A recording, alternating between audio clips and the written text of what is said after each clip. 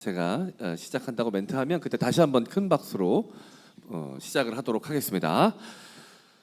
네, 1륜차 문화 쇼케이스 제2회 여러분들의 큰 박수로 시작하겠습니다.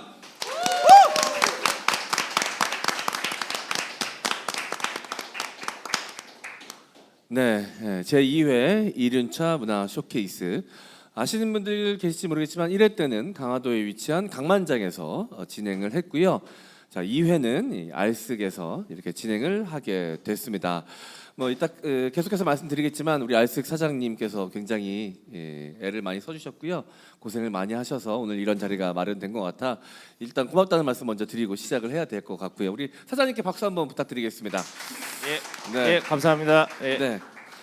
자, 제 소개를 좀 드려야 될 것 같습니다. 저는 1회 때도 진행을 맡았었고요. 이어서 2회까지 진행을 맡게 된 라이더이자 방송인 유튜버 MC 장원이라고 합니다. 반갑습니다.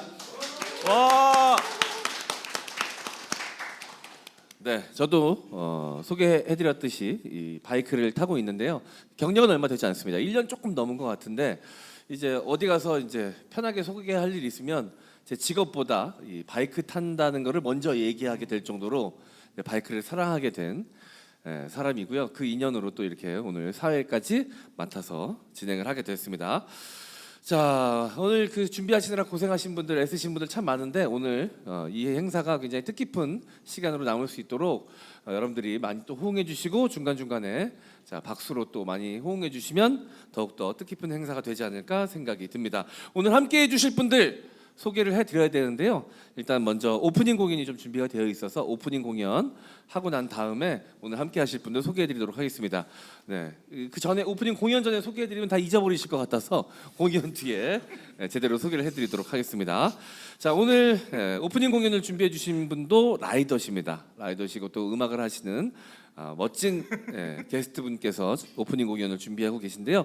우리 김경준님 박수로 모셔보도록 하겠습니다.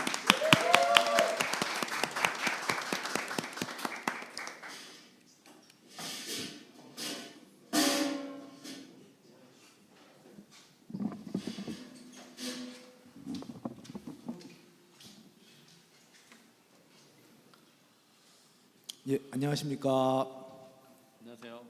안녕하세요. 예, 안녕하세요. 군대야. 저도 라이더고요. 군대야, 여러분과 군대. 같은 라이더고. 근데 음악을 하는 사람은 아니고요. 그냥 학창 시절에 그냥 취미로 음악을 좀 해봤었습니다. 네, 오늘 이렇게 여러 이륜인들 뭐 건이라든가 뭐 이런 좋은 쪽으로 이렇게 이끌어 주시는 분들. 또 강만장 사장님께서 또 이런 자리를 마련해 주셔갖고 또 제가 여기서 노래를 부르게 돼서 영광이고요. 하여튼 잘 해보겠습니다. 감사합니다.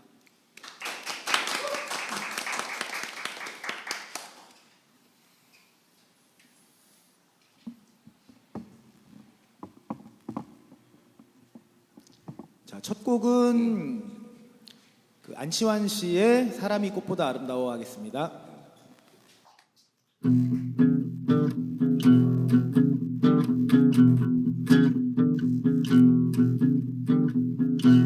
강물 같은 노래를 품고 사는 사람은 알게 되지, 알게 되지. 내내 어두웠던 산들이 저녁이 되면 왜 강으로 스미어 꿈을 꾸다 밤이 깊을수록 말없이 서로를 쓰다듬으며 부둥켜 안은 채 느긋하게 정들어가는지를 지독한 외로움에 절절매본 사람은 알게 되지, 알게 되지. 슬픔에 굴하지 않고 비켜서지 않으며 어느 결에 반짝이는 꽃눈을 닫고 우렁우렁 잎들을 키우는 사람이야말로 짙푸른 숲이 되고 산이 되어 메아리로 남는다는 것을 누가 뭐래도 사람이 꽃보다 아름다워. 이 모든 외로움 이겨내 바로 그 사람. 누가 뭐래도 그대는 꽃보다 아름다워. 노래의 온기를 품고 사는 바로 그대, 바로 당신, 바로 우리 참 사랑. 감사합니다.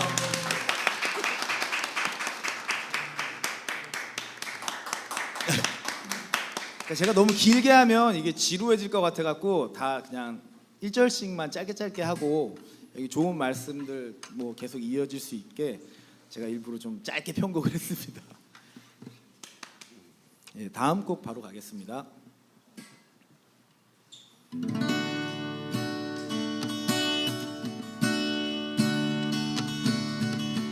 흐르는 강물을 거꾸로 거슬러 오르는 연어들의 도무지 알 수 없는 그들만의 신비함. 네 이유처럼 그 언제서부터인가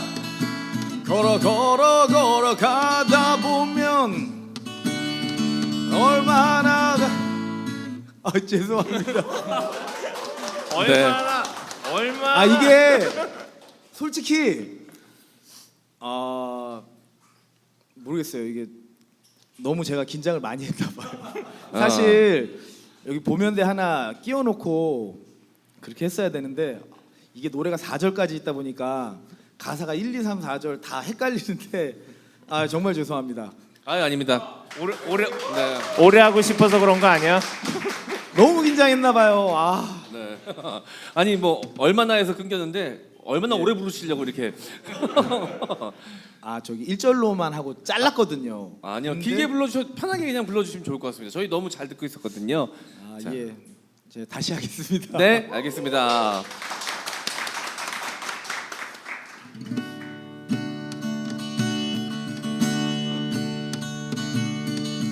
흐르는 강물을 거꾸로 거슬러 오르는 연어들의 도무지 알 수 없는 그들만의 신비함.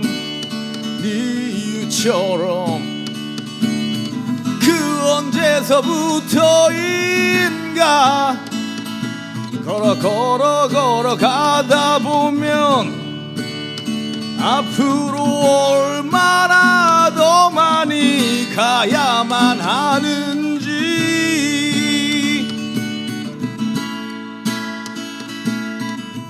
여러 갈래 길 중 만약에 이 길이 내가 걸어가고 있는 돌아서 갈 수밖에 없는 꼬부라진 길일지라도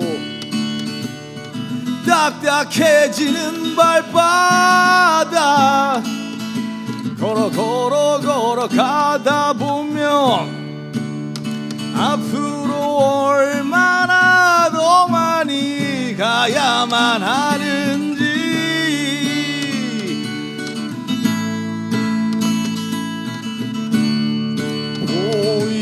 보이지도 않는 길 지친 어깨 떨구고 한숨 짓는 그대 두려워 말아요.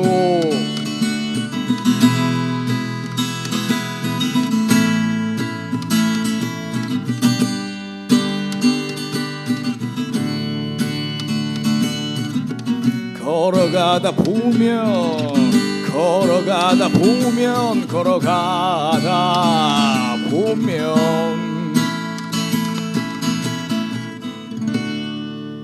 잠깐만 잠깐만 가지 마시고 잠깐만 앉아서 예. 자 잠깐만 계시면 그래도 멋진 노래로 오프닝 열어주셨는데 그냥 보내기가 너무 아쉬워서 다시 한번 소개해드리자면 김경중 라이더님이셨습니다. 다시 한번 박수 부탁드리겠습니다. 감사합니다. 감사합니다.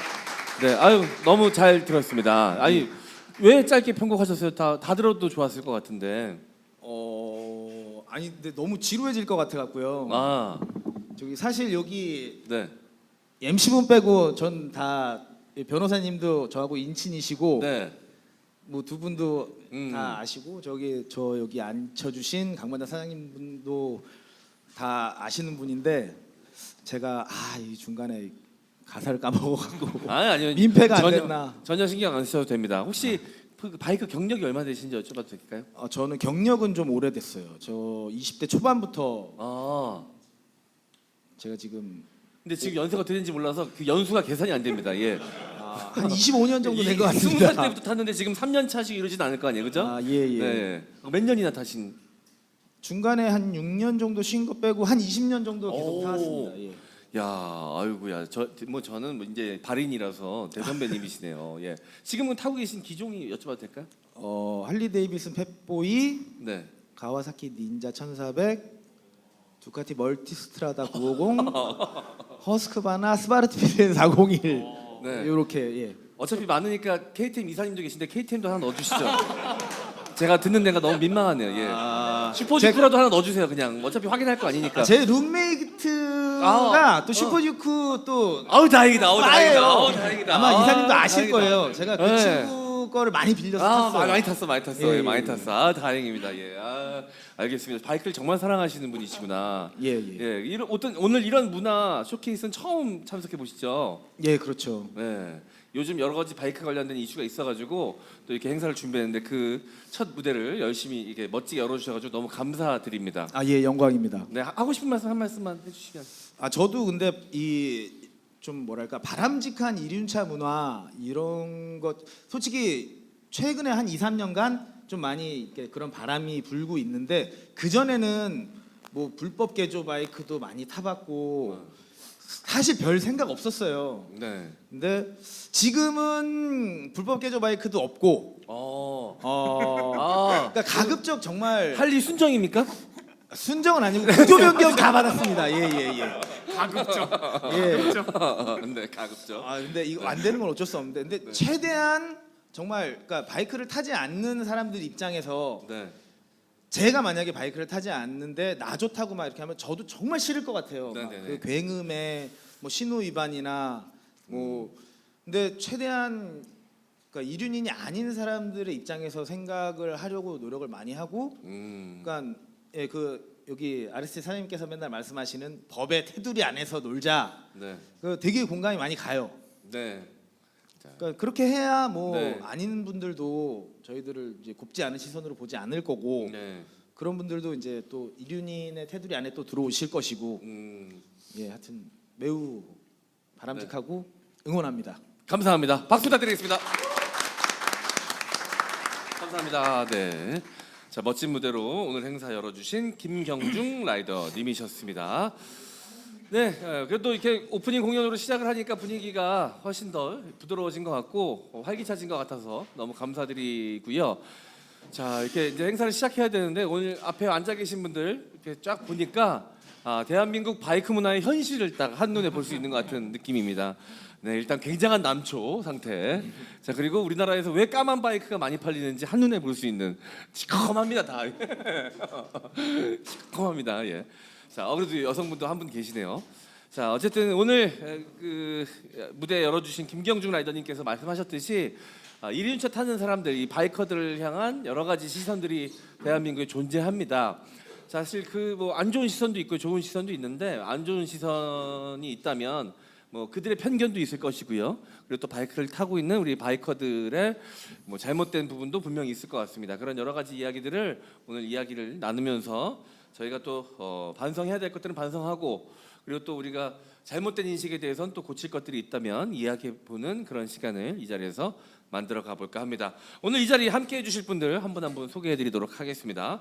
자, 여러 가지 법적인 이슈가 있어서 그 부분에 있어서 좀 세세하게 풀어주실 분 소개해드리도록 하겠습니다. 얼굴은 20대, 모발은 50대 김경수 변호사님 모셨습니다. 예. 네, 안녕하세요. 김경수 변호사입니다. 네. 오늘 행사 참여하게 돼서 너무 영광이고, 근데 네. 저희가 오늘 이제 좀 이따 얘기를 하겠지만 첫 주제를 가지고 저희가 얘기할 게 그 네. 95데시벨 네네네. 그 이슈거든요. 근데 저도 이제 이거를 준비하면서 법도 찾아보고 그리고 기존에 나왔던 이미 유튜브에 관련 내용들이 많이 올라와 있더라고요. 네네네. 한 벌써 2달 정도 된 이슈잖아요. 네. 그래서 이슈들을 좀 찾아보니까 대부분 다 이거를 비판적으로 얘기하는 그 시각으로 네. 다 유튜브도 촬영돼 있고 음. 다 그런데 저는 이거를 법을 보면 볼수록 네. 잘못된 부분이 많군요. 네? 법을 보면 볼수록 좀 안타까운 부분이 많다. 이 정도로 네, 정리하면 맞아요, 네. 맞아요. 그래서 사실 그 오늘 여기 오신 분들 사실 얘기도 좀 들어보고 싶거든요. 아, 네. 저도 이제 바이크를 탄지 이제 한 3년 정도 돼서 네. 발인인데 아무래도 제가 바이크를 탄 지 얼마 안 되다 보니까 오랫동안 바이크를 타신 분들에 비해서는 좀 더 객관적인 입장에서 네. 이 문제도 판단할 수 있을 것 같다는 생각이 들어요. 네. 그래서 이제 오늘 이 얘기를 하면서 여러분들 생각 듣고 같이 좀 네. 많은 얘기들 공유했으면 좋겠습니다. 네, 알겠습니다. 자, 그리고 다음 분 소개해드리겠습니다. 오늘 이 행사를 위해서 이 장소를 또 협찬을 해주시고 가장 많은 애를 쓰신 우리 알쓱 조철우 사장님 소개해드리겠습니다. 박수 부탁드리겠습니다. 안녕하십니까 조철우입니다. 네, 아까도 말씀드렸지만 참 애 많이 쓰신 걸로 알고 있습니다. 네. 네, 조금 썼습니다. 조금 많이. 네. 그리고 항상 이 뭔가 좀 올바른 바이크 문화를 위해서 애 많이 쓰고 계신 것도 알고 있고요. 예. 네. 올바른 바이크 문화가 돼야 제가 장사를 음. 계속 할 수 있을 것 같아요. 네. 자, 이 근처 상인분들은 여기 환경미화 공무원으로 알고 계신 분도 많이 계시다고. 그렇죠. 청소를 그렇게 열심히 하신다고요. 성수동 빗자루라고 제가. 네. 아호가- 별명 좀 예, 별명까지. 성수동 빗자루입니다. 성수동 빗자루. 그러니까 혹시라도 이제 이 바이크 타시는 분들에 대한 안 좋은 선입견이 생길까봐 그렇죠. 그렇게 환경미화에 예. 더 애쓰시는 거 아니겠습니까? 그렇죠. 네. 예. 우리 애들 욕 먹는 게 싫어가지고 아하. 손가락질 받는 거 싫어가지고 열심히 네. 쓰고 있습니다. 그러니까요. 이 인식 자체가 좀 바뀌기 위해서 그냥 이 뭐랄까 이 바이크 카페 사장님이 아니라 그 이상을 항상 생각하시는 모습을 제가 보면서 늘 이렇게 존경 어린 눈빛으로 바라보고 있습니다, 사장님. 그 눈빛이 존경의 눈빛이네. 감사합니다. 제 나름으로 존경이 담겨 있습니다. 예. 자, 알겠습니다. 자, 더 자세한 이야기 계속해서 나눠보도록 하고요. 또 오늘 함께해 주실 분, 자 KTM 윤정현 이사님 자리하셨습니다. 반갑습니다. 네, 그 1회 때도 함께해 주셨는데요. 그때 이 행사가 왜 이루어져야 하는지, 왜 잘 돼야 하는지 하는 이 행사의 이유, 존재 이유에 대해서 한마디로 깔끔하게 정리해 주셔가지고 저는 너무 감명받았던 기억이 있는데요. 오늘도 멋진 말씀 많이 해주실 것 같습니다. 기대가 좀 됩니다. 네, 고맙습니다. 네.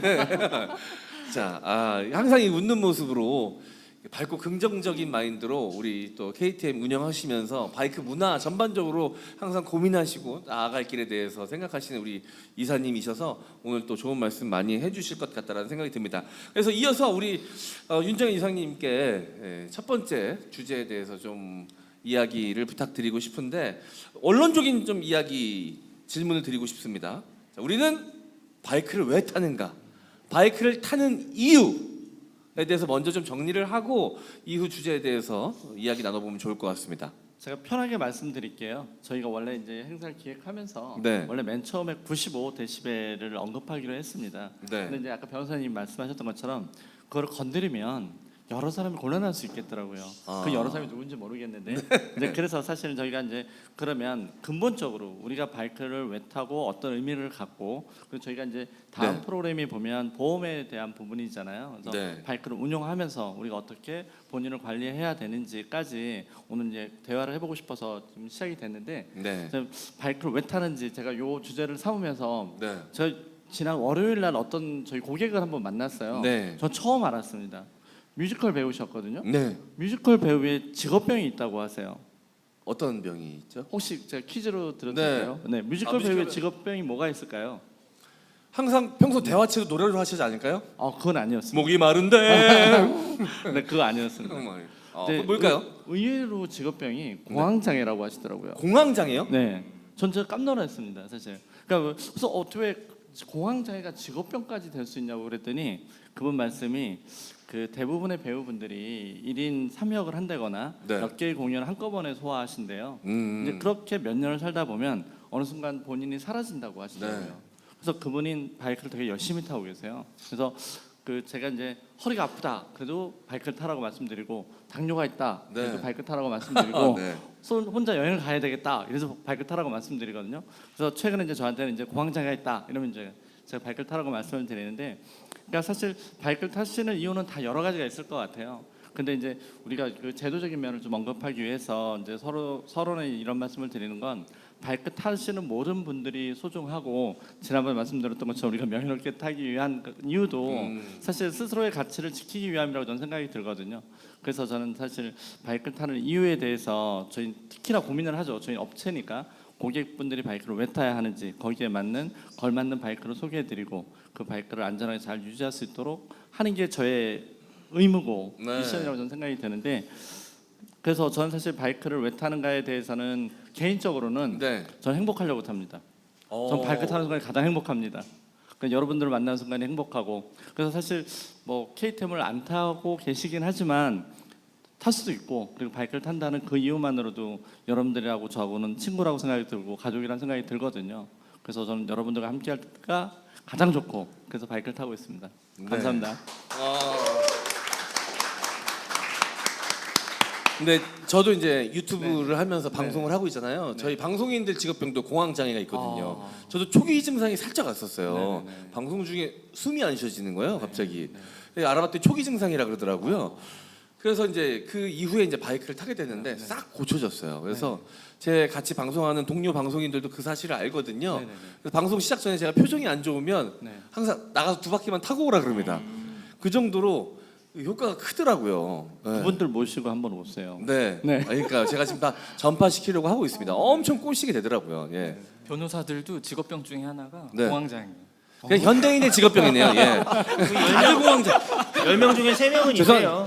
공황장애가 요즘 너무 인플레이션이 네, 심해요. 많아요. 예. 뭐 툭하면 예.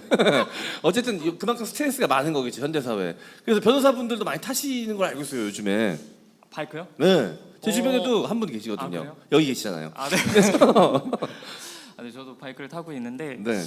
저도 지금 방금 말씀하신 것처럼 바이크 탄 지가 얼마 안 됐는데 네. 제가 유일한 스트레스 해소 창구가 바이크예요, 저도. 어. 네. 저는 이제 주로 이제 밤늦게 타거나 하는데 네. 하루 종일 일하고 막 너무 힘들 때 저녁에 그냥 혼자 나가서 바이크 한 바퀴 돌고 나면 아, 그렇게 자유로울 수가 없거든요. 네, 그러니까 맞아요, 맞아요. 우리가 바이크 하면 자유라는 단어를 같이 떠올리잖아요. 네. 근데 그 자유가 저에게 주는 그 방금 말씀하신 것처럼 그 행복이 어마어마하고 네. 그리고 또 그 행복 때문에 또 스트레스도 풀고. 네. 일찍 타셨으면 흰머리가 이렇게 많이 나지도 않았을 텐데. 아, 그랬을 수 있어요. 너무 늦게 탔어. 네. 백발 되기 전에 탔었어야 되는데. 네, 알겠습니다. 많은 분들이 다 각자의 이유로 바이크를 타고 계실 거라고 생각이 들어요. 뭐 하나로 규정하기는 쉽지 않겠지만 어쨌든 바이크를 타면서 느끼는 그 개방감, 거기서 오는 행복감, 거기서 오는 힐링, 스트레스 해소, 이건 다 공통적인 부분이 아닐까라고 생각이 듭니다. 그래서 요즘 이제 날씨 상관 안 하고 타시는 분들도 계시지만 막 눈도 오고 요즘 또 비도 오고 이러다 보니까 아무래도 춥고 그래서 비시즌으로 분류가 되잖아요. 그래서 이 스트레스가 좀 다시 올라오고 있어요. 맞습니다. 이거 어떻게 해소를 해야 될지 모르겠습니다. 그래서 빨리 이 겨울이 지나갔으면, 제가 바이크 타기 전에는 스노우보드를 탔었거든요. 그때는 겨울이 왜 이렇게 짧은지 빨리 겨울이 와라 이랬는데 지금은 겨울이 왜 이렇게 긴지 모르겠습니다. 스노보드 그럼 지금은 안 타세요? 지금은 이제 바이크 타고 난 다음부터는 다른 취미는 다 정리된 것 같아요. 네. 딱 나눠서 타시면 좋지 않을까? 겨울에는 네. 스노보드 타면서 아니 스트레스 실제 풀고. 그렇게 많이 타. 이게 네. 뭐를 타는 거, 네. 미끄러지는 거 이런 거 다 네. 비슷한 거라서 네. 이 여러 가지 판때기를 타던 애들이 다 바이크도 타고 이렇게 왔다 갔다 하더라고요. 네. 근데 저는 죄송한데 저 영업적 욕심 생겨요. 네. 겨울에는 앤드로 타면 되는데. 아 앤드류. 네. 그게 있었네요. 네, 판때기 안 그게 있었네요. 네. 아 앤드류. 네. 알겠습니다. 예. 자, 어느 브랜드를 타면 될까요? 아무래도 앤드류는 KTM 아닐까요? 네. 알겠습니다. 또 앤드류는 겨울에도 무리 없이 탄다고 하시더라고요. 우리 없이 타죠. 사실 제가 그 개인적인 얘기를 드려도 되는지 모르겠는데 네. 2010년 말에 KTM에 입사를 했고요. 2011년 말에 어떤 기자분한테 제가 제안을 들었어요. 네. 러시아에서는 빙판에서도 바이크를 타고 네. 눈에서도 바이크를 타는데 네. 2010년쯤만 해도 9월 달 되면 봉인 얘기가 있었고 네. 11월 달 되면 보험 해지하신 분도 계셨고 이랬었거든요. 그래서 그때쯤에 저희 뭐 월 바이크 매출이 진짜 한 자리 숫자였습니다. 네. 네, 뭐 2대 뭐 이런 아. 식이었었거든요. 근데 저희가 스노우 챌린지를 2011년에 고성에서 진행을 했었어요. 네. 그때 많은 분이 와주셨죠. 근데 이제 엔드로 타시는 분들이 한 100분 넘게 오셨었는데 그거를 계기로 네. 눈에서도 바이크를 탈 수 있다는 거를 저희가 봤고요. 네. 그게 얼마나 재밌는지 경험하게 되면서 그 이후로 스노우 챌린지를 한 5회 정도 더 진행을 했었습니다. 네. 최근에 이제 우리나라 겨울 너무 안 추워가지고 저희 못 하고 있는데 네, 눈에서 바이크 타는 거 꽤 재밌습니다. 알겠습니다. 나중에 기회가 되면 한번. 또 제가 네. 여기 자주 하는 말이 있어요. 네. 바이크 위험하지 않냐 그러면 네. 위험해야 재밌지 안전한데 재밌는 바둑두라고 안전하고 그죠. 재밌는 바둑두라고 네. 하긴 자전거의 참재미도 보조바퀴 띄고부터거든요. 네. 위험해야 재밌지 뭐. 그 스릴을 즐기는 것도 또 바이크의 재미 중에 하나니까요. 예, 알겠습니다. 엔듀로 저도 한 번 이제 우리 이사님이 기회를 주셔가지고 타봤는데, 중독성이 어마어마하더라고요. 이게 삼뽕 맞으면 공도는 버린다 이 얘기가 왜 나오는지 그때 저도 살짝 체험을 하긴 했었습니다. 네, 겨울에도 즐길 수 있는 방법이 있다는 거 알겠습니다. 저도 새겨 듣도록 하겠습니다. 그 우리 알스 사장님은 이 바이크를 사랑하니까 또 이 바이크 카페를 여신 거기도 하겠지만 원래 이제 기본적으로 라이더시잖아요. 예. 사장님은 왜 타기 시작하셨습니까 바이크를? 저는 뭐 제일 처음에 탄 거는 생활 밀착형이죠. 이게 아. 출퇴근도 빨리 하고 네. 뭐 그렇게 해서 탔는데 타다 보니까 사실 승질이 급해서 그런지 막 네. 그 뭐 주차 같은 거 그런 게 서울 시내에서는 제일 합리적이잖아요. 네. 이렇게 근데 요즘 들어선 그런 생각을 해요. 제가 이제 시은이 살짝 넘어갔는데 이제 누가 2살 줄여줘서 이제 49인데 네. 제가 이제 중학교 됐어요. 애기가 네, 중학교 2학년 되는데 살짝 이제 한가해지더라고요. 이제 자녀 교육이 그렇죠. 어느 정도 육아가 예. 끝나니까. 나를 떠나기 시작하고 이게 내 손을 안 타니까 아. 그래서 이제 깨달았어요. 왜 네. 이렇게 주말에 아침에 양만장에 아저씨들이 많은지. 네. 또 여기 많이 오는 밤에 많이 오는 친구들은 또 그 네. 시간에 거기 없거든요. 네. 그게 좀 저는 이제 약간 그쪽으로 가고 있지 않나. 예. 그렇군요. 그 자녀분이 이제 중학생이니까 고등학생 되면 이제 1륜차 면허를 취득이 가능하잖아요. 고등학생요? 네. 예. 그러면 이제 타겠다고 하면 적극적으로 지원해 주실 생각이십니까? 적극적으로 지원한다기보다 제가 꼬시죠. 면허를 따라고. 이를 꼬시고 네, 계시는군요. 그렇죠. 이제 그 참에 한 대 더 사고 싶은 약간 그런 마음. 아. 애기용 하나 사서 네. 이제 다 그러잖아요. 그러고 내가 뺏어 타고 약간 그러려고 네네. 생각을 하고 있는데 네. 모르죠. 자기가 따였다는 거지. 네. 제가 이 질문 왜 드렸냐면 바이크가 안전하지 않다라는 생각, 위험하다는 생각, 사고 나면 죽는다, 과부틀 뭐 이런 안 좋은 그 별명들이 좀 그렇죠. 있잖아요. 예. 근데 바이크 타시는 부모님들한테 물어보면 다 자녀들한테 적극 권장을 해요. 이게 정말 위험하고 이게 불법적이고 뭔가 안 좋은 거라면 자녀한테 부모들이 권할 일이 없잖아요. 대표적으로 우리 윤이사님 아드님이 기자, 이 바이크 잡지 기자님이자 또 선수세요, 그죠? 네. 네. 잘 모르겠습니다 전. 네, 잘 모르는데. 잘 모르겠어요. 아드님 손절하시는 거예요? 굉장히 그건- 유명한 네, 아드님이시니까. 그건 아닌데 사실 요즘 저희 집은 좀 그래요. 제가 바이크를 타고 나가면 네. 약간 반대입니다. 저를 걱정해요. 제발 그냥 딴 거 하지 말고 그냥 네. 앞으로만 목적지만 잘 갔다 오시라고. 아. 자꾸 딴 거 하지 말고. 네네 그러고 있습니다. 그래서 네. 사실 저는 처음에 그랬어요. 초등학교 때부터 제가 태우긴 했는데 내가 재밌으면 네. 내 유전자를 물려받았고 나랑 성향이 같다면 네. 재밌어하지 않을까. 네. 그래서 태웠고 그 친구가 처음 바이크 탄 날 그 친구가 저한테 그래요. 이건 바이크 아니라고. 이건 훈련이라고. 자기는 안 하고 싶다고. 네. 그래서 제가 말을 하죠. 인생도 어쩜 그럴 거라고. 아. 너가 한 번 살아가야 되는데 처음 하는 거 다 어색하고 불편할 거라고. 네. 근데 어쩌면 너가 그 속에 감동 받을 거라고. 네. 근데 충분히 감동받고 재밌게 타고 있는 것 같습니다. 저도 이제 제가 바이크를 타고 나서 너무 좋아가지고 저희 아버지한테는 말씀을 못 드리고 있었어요. 왜냐면 걱정하실까봐. 그러다가 이제 계속 숨길 수는 없을 것 같아가지고 어느 날 말씀을 드렸더니 너무 부러워하시는 거예요.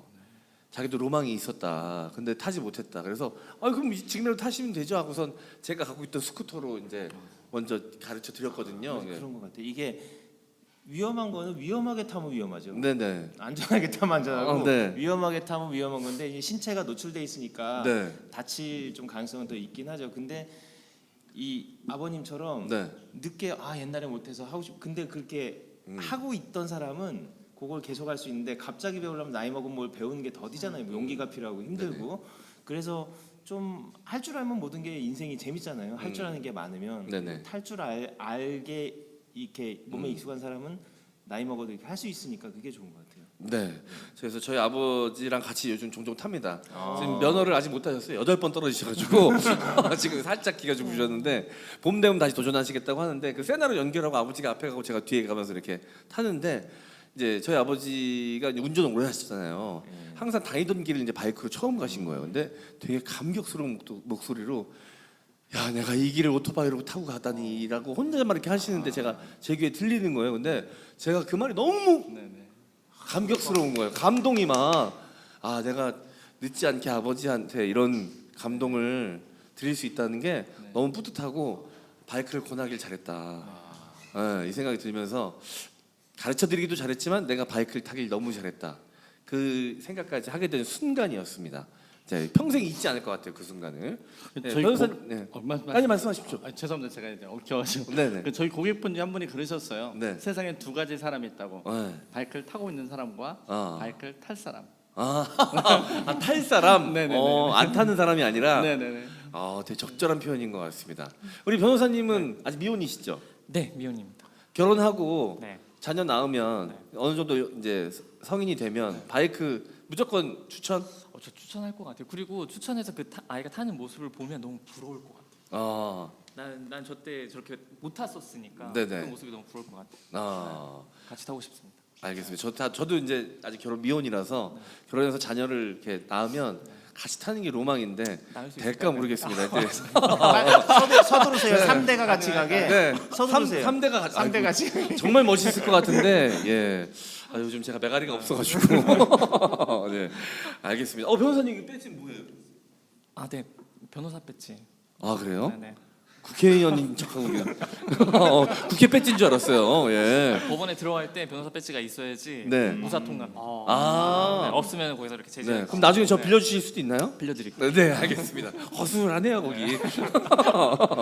자, 그럼 오늘 중요한 이야기를 시작해 봐야 될 것 같습니다. 지금 핫한 이슈죠. 바이크 타시는 분들한테는 이 배기음 95데시벨 그 규제 법안 때문에 지금 바이크 타시는 분들이 굉장히 좀 혼란스러워하고 계시고 내 바이크는 문제가 없는 건가? 이게 혹시라도 단속에 걸리면 어떻게 되는 건가? 뭐 이런 것들에 대해서 궁금증들이 많으실 것 같은데 변호사님이 좀 일단 이 법안에 대해서 설명을 좀 해주시면 좋을 것 같습니다. 법이 진짜 종류가 엄청 많잖아요. 네. 저도 이제 이걸 찾아보면서 또 이런 법을 새로 알았는데 법 이름이 소음 진동 관리법입니다. 소음 진동 관리법 이런 법이 원래 있었어요. 그리고 네. 이게 뭐 새로운 게 툭 튀어나온 게 아니라 네. 기존에 이미 규제가 되고 있었었는데 거기다 플러스 알파로 95데시벨 바이크까지 이제 추가를 시킨 거거든요. 네. 여러분들 요즘 그 사회적으로 층간 소음이 굉장히 이슈잖아요. 네. 그 층간 소음과 관련돼서도 이 법에서 규율을 합니다. 그러니까 이 법에서 특정 소음 이상 되면 이건 층간 소음으로서 문제가 있는 거야라고 해서 그 기준들을 제시하고 있어요. 모법이 같군요. 네, 맞습니다. 네. 그래서 그 중에 하나로서 이제 최근에 그 95데시벨이 나온 건데 기존에는 이런 규정이 있었어요. 제가 법 규정을 직접 한번 읽어드릴게요. 네. 이 소음 진동 관리법 제 24조가 이동 소음, 그러니까 이동하면서 소음이 발생되는 것들을 규제하는 규정입니다. 여기 네. 보면 이렇게 나와요. 특별자치시장, 특별자치도지사 또는 시장, 군수, 구청장은 이동 소음의 원인을 일으키는 기계, 기구로 인한 소음을 규제할 필요가 있는 지역을 네. 이동 소음 규제 지역으로 지정해서 이동 소음원의 사용을 금지하거나 사용 시간 등을 제한할 수 있다. 그리고 제 2항에서 이렇게 얘기합니다.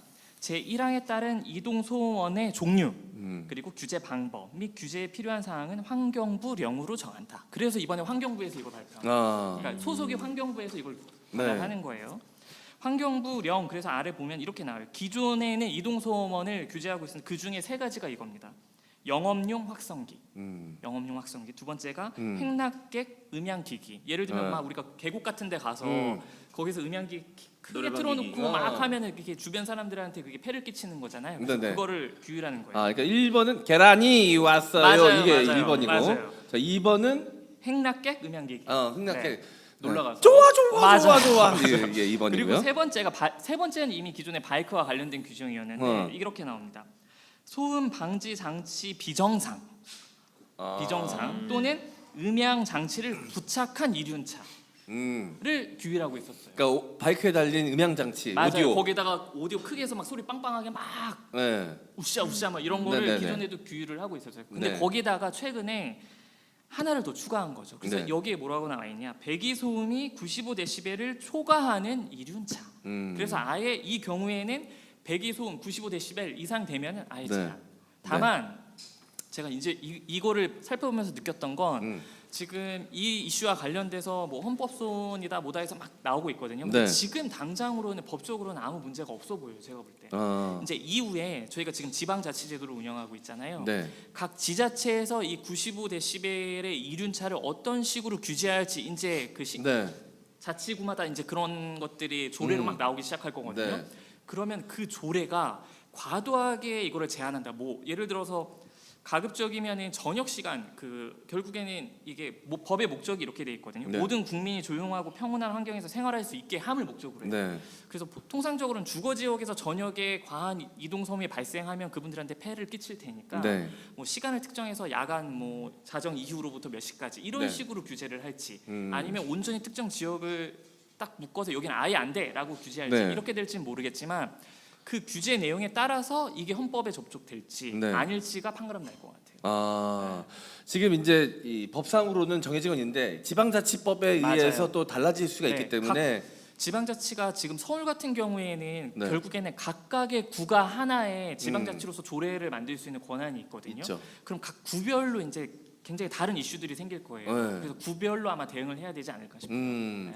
내 바이크는 강동구에서는 탈 수 있는데 성동구에서는 못 타. 그렇죠. 이런 경우가 생길 수 네, 있는 생길 건가요? 수 있겠죠. 네, 근데 그런 식으로는 사실 법이라고 하는 건 어떻게 보면 굉장히 합리적이기 때문에 네. 방금 말씀하신 것처럼 24시간 특정 지역을 제한 이런 식으로는 안 할 거예요. 네. 왜냐면 그렇게 할 경우에는 이게 헌법에 반할 소지가 크기 때문에 네. 규제 자체를 그런 식으로 할 것 같지는 않아요. 제 네. 생각에.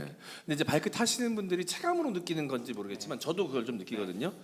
저는 이제 경기도 일산에 거주하고 있고 출근은 서울로 합니다. 근데 경기도에서는 크게 뭐 단속을 한다거나 문제가 되지 않는데 네. 서울로 넘어오는 순간 좀 약간 단속이 좀 더 네. 빡빡해지고 이런 분위기가 좀 있거든요. 네. 그건 제가 좋은 건가요? 그 분위기를 제가 어떻게 해결해 드려요? 아, 그런 건 없나요? 그런 건 정확히 모르. 근데 이제 그런 건 있을 네네. 수 있죠. 아까 말씀드린 대로 지금 경찰도 자치 경찰제로서 막 이제 점점 네네네. 이게 권한을 위임하고 있거든요. 네. 그러면 각 구별로 구청이라든지 그 자치 경찰이라든지 권한을 갖고 있는 사람들이 생길 건데 그분들의 감수성에 따라 틀린 것 같아요. 그분들의 성향에 따라서 사실 규제의 내용이 달라질 가능성이 커요. 그러면 그거를 사실 이제 바이크를 타시는 분들은 그 동네에서만 타시는 분들은 거의 없잖아요. 맞아요. 그러니까 지역을 이동하면서 장거리도 뛰시고 시내를 관통해서 다니시는 분들도 네. 많이 계실 텐데 그 좀 혼란이 올 수 있겠다라는 생각이 좀 듭니다. 그래서 걱정이 만약에 돼요. 이렇게 될 경우에는 네. 낮에는 상관없지만 저녁 시간대에는 제 생각에는 많은 구들이 제한을 가하려고 할 거예요. 네. 그럼 12시가 딱 우리 이제 다 신데렐라 네. 같은 12시 전에 빨리 가든지 네. 아니면은 아, 12시에 이후에는- 들어가려고 RPM 더 올리겠네. 맞아요. 그 전에 네. 빠르게 움직이든지 아니면은 각 구별로 다른 그 시간대라든지 이런 것들을 확인해서 이동 경로를 이거는 갑자기 지금 드는 생각인데 그것과 관련된 어플들이 나올 수도 있습니다. 아, 이 시간대에 맞는 그 지도를 이렇게 구성해서 네네. 갈 수 있는 그러면은 그 데시벨의 과태료의 위험을 벗어나서 네. 이렇게 갈 수 있겠죠. 그 네. 차 타시는 분들 중에 가끔 그거 있거든요. 지금도 그 어플이 있는지 모르겠는데 그 단속 있는 거 피해 주는 네네. 어플이 옛날에 있었거든요. 그런 것처럼 그렇게 좀 약간 편법으로 뭔가 생길 맞아요. 수 있다. 자, 그러면 이 브랜드에서는 어떤 식으로 지금 이 이슈에 대해서 대응을 하고 있는지 좀 들어봐야 될 것 같아요. KTM에서는 이 이슈에 대해서 어떻게 아니 굉장히 중요한 문제잖아요, 사실. 저 되게 위험할 수 있습니다. 아, 진짜요? 이게 뭐 브랜드 입장은 그러니까. 아니고 근데 사실 저희가 이제 95데시벨로에 대해서 이제 약간 그 공론화하자라고 네. 하면서 저희가 그 95데시벨 이 두 가지 이슈가 있습니다. 네. 변호사님 좀 아까 말씀해 주셨던 것처럼 그 배기 소음이거든요. 네. 그 오토바이 소음은 세 가지가 있습니다. 크게 경적 소음이 있고요, 가속 소음이 있고 배기 소음이 있습니다. 네. 지금 이제 여기서 언급되고 있는 건 배기 소음인데 네. 이것도 또 두 가지가 있어요. 지금 이제 사회적으로 이슈가 되고 있는 거는 하나는 이동 소음원으로 지정이 되면서 네. 95데시벨로 돼서 특정 지역 특정 시간대에 지자체 단체장이 정한 곳에는 출입이 불가되는 게 이제 법의 어떤 한 테두리가 되고요. 또 하나는 우리나라가 이제 그 배기 소음을 95데시벨로 기준치를 내리겠다라고 하는 부분이 있습니다. 그래서 제가 먼저 말씀드린 거는 지난해 11월 2일부터 이미 시행이 되고 있는 거고 아직 두 번째 거는 아직 시행은 안 되고 있습니다. 네. 아직은 이제 개정 안으로 존재하고 있는 네. 입장인데요. 변호사님께서 말씀하셨던 것처럼 해외에도 똑같은 사례는 있어요. 네. 그래서 이제 오스트리아의 티롤이라는 지역에도 보면 얘가 길이 끊겨 있는 도로가 있나 봐요. 네. 거기서 이제 바이크를 많이 타고 심하게 시끄럽게 타니까 네. 거기도 이제 규제하는 게 생겨서 2020년부터 규제를 하고 있는데 네. 그 성과가 별로 좋지를 않아요. 네. 그래서 이제 오스트리아 정부에서도 이제 법적인 어떤 기준이나 이걸로 가는 것보다는 라이더들의 어떤 의식 변화가 좀 더 필요하지 않냐. 그러니까 그 바이크를 타지 않는 사람에 대한 행복 추구권도 좀 인정을 해주자. 네. 이제 누군가를 인정해주고 본인도 인정받고 싶어해서 이제 약간 이제 그런 기조로 가고 있다고 저는 이해가 좀 되거든요.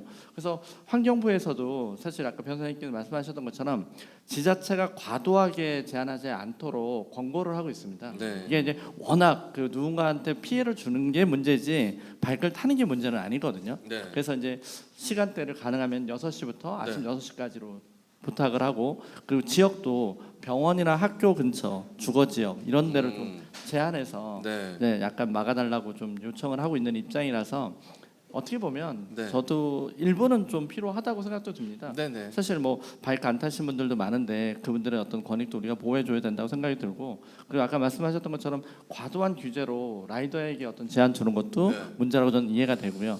그리고 이제 두 번째로 아까 그 말씀드렸던 것처럼 배기 소음의 기준이 95로 바뀌는 건 사실 유럽은 없는 형태거든요. 인증받을 때 말고는. 그래서 이제 그 배기 소음의 기준에 대해서 이제 해외에도 보면 요즘은 오토바이를 타고 다니거나 이럴 때 시끄러운 거를 CCTV로도 요즘 잡고 있습니다. 예, 요즘 우리나라는 이제 속도만 잡고 있는데 해외에는 소음도 그걸로 단속을 하고 있거든요.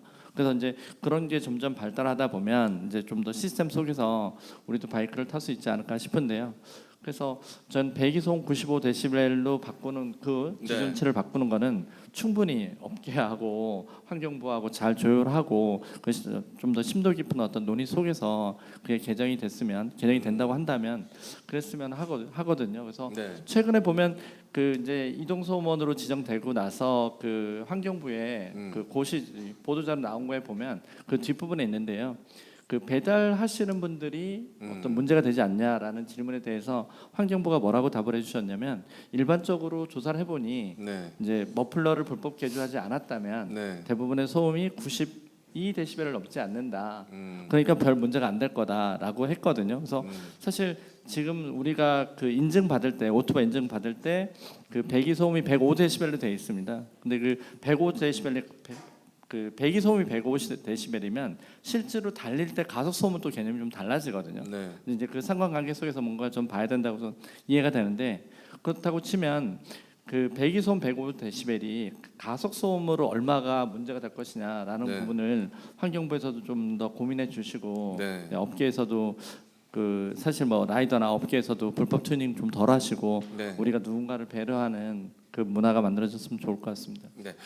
그 물론 그 다른 바이크를 타지 않는 그 분들한테 폐를 끼쳐서는 안 되겠지만 그래서 이런 법도 생겨야겠지만 그 바이크 타고 나서 제가 느끼는 느낌은 어떤 상생의 대상이 아니라 서로 협의해서 뭔가 이제 법안도 나오고 그래야 되지 않겠습니까? 근데 뭔가 규제의 대상, 억압의 대상으로만 약간 여겨지고 있는 것은 아닐까라는 억울함이 좀 느껴져서 네, 어찌 그 저희가 오늘 보험에 대해서 다뤄야 할 어떤 네. 이유 중에 하나이기도 한 것 같은데요. 네. 바이크를 안 타시는 분들을 보면 대부분이 그런 생각을 많이 하세요. 음. 타서 이제 그분들이 주는 피해보다는 네. 타다가 다칠까봐 아. 이제 그걸 염려를 많이 하시는 것 같더라고요. 네. 그러면 이제 다쳤을 때 이제 그 다음 처리 방안에 대해서 우리가 좀 고민해야 될 것 같은데 바이크 업체 쪽에서는 요즘 바이크가 정말 많이 좋아지고 있습니다. 안전 장비도 정말 많이 좋아지고 있고 특히 이제 라이더분들이 안전 장구를 많이 착용하고 있기 때문에 네. 만약에 사고 생긴다고 하더라도 좀 더 뭐 안전하게 전시해질 네네네. 거라고 보여지고 최근에 이제 조금 기술적인 말씀 드리다 보면 요즘 바이크에도 G 센서라고 있습니다. 바이크가 어느 방향으로 어떻게 힘이 쏠리는지 그래서 브레이크를 제동을 했을 때 어떤 바퀴 얼마나 압력을 조절을 할지 그 트랙션을 어떻게 잡아줄지 이런 부분들을 다 제어를 하고 있기 때문에 사실 요즘 바이크 잘 타시는 분들 많거든요. 네. 그게 어쩌면 바이크가 좋아졌기 때문이라고 저는 이해도 되거든요. 네, 그런 것처럼 네. 사고도 많이 줄일 수 있고 그러다 보면 이제 줄어든다 보면 이제 바이크를 안 타시는 분들도 네. 바이크에 대한 인식이 좀 더 좋아지지 않을까. 네. 우리 아이스 사장님께서 사실 이 소음 관련해서 가장 민감하실 것 같은 게 많이 주변에 이제 상가분들이나 이 주민분들 때문에 민원이 많이 들어오셨을 것 같아요. 그때 어떻게 좀 개선하려고 노력을 하셨는지 경험을 좀 듣고 싶습니다. 아 저는 뭐 개선할 수가 없죠. 일단 바이크는 물성 자체가 일단 시끄러운 건 사실이에요. 네. 타면 또 시끄럽게 되고 근데 뭐 법은 만들면 되죠. 근데 네. 진짜 오래 걸리는 게 이제 우리의 인식을 바꾸는 거는 네. 오래 걸리잖아요. 하루 아침에 되는 게 네. 아니라 법은 하루 아침에 만들면 되죠. 네. 근데 이거는 안 바꿔지죠. 개개인이 바꿔야 되는 네. 거라서 사실 아직 그 법이 나왔고 하지만 이제 시행은 본격적으로 이제 봄부터 어떻게 되겠죠. 근데 그 좀 찾아가는 과정이 있을 것 같고요. 그렇다고 뭐 우리를 다 뭐 때려잡거나 그러지는 않을 거니까. 근데 그 하루빨리 우리도 좀 상식을 찾아서 네. 좀 상식적으로 아기가 자고 있으면 조용히 가야 되는 게 상식이잖아요. 네. 그걸 누가 가르쳐야 되나요? 음. 그죠? 네. 그런 것처럼 그리고 여기 동네 다 자고 있으면 살살 가는 게 상식이죠. 네. 그렇게 빨리 우리도 상식을 찾아가서 좀 상식 어긋나는 일을 하고 있다면 맞는 예, 말씀이십니다. 좀 그렇게 해야 될 것 같아요. 네. 병원 옆이면 조용히 가야죠. 네. 예, 아픈 사람들 많으니까 그런 네. 것처럼. 사실 가장 완벽한 방법은 전 국민이 바이크를 타는 거겠죠. 다수가 되면 됩니다. 네. 다수가. 아니 왜냐면 저희 집 앞으로 이제 제2자유로가 있어가지고 바이크 타기가 좋아요. 그래서 이제 밤에 타시는 분들 계신데 제가 타기 전에 그렇게 시끄럽고 거슬렸는데 제가 타고 나서부터는 그렇죠. 이 타고 있으면 부럽고 두카티, 가와사키, 때든가 막 이렇게 생각이 아예 바뀌었어. 예, 이거 보기도 하고 이렇게 뭐가 지나갔나 막 이렇게 타고 나서 그런 변하거든요. 근데 뭐 그 전국민 탄다는 건 농담 삼아 말씀드린 건데 일단 타는 사람들부터 인식 개선이 좀 필요하고 그러고 나서 우리가 이 타는 주체들이 먼저 인식을 개선하고 조심하려는 생각이 생겨야 바라보는 타자들도 일단 마음이 바뀔 것이다. 이런 차원에서 말씀을 해주신 것 같습니다.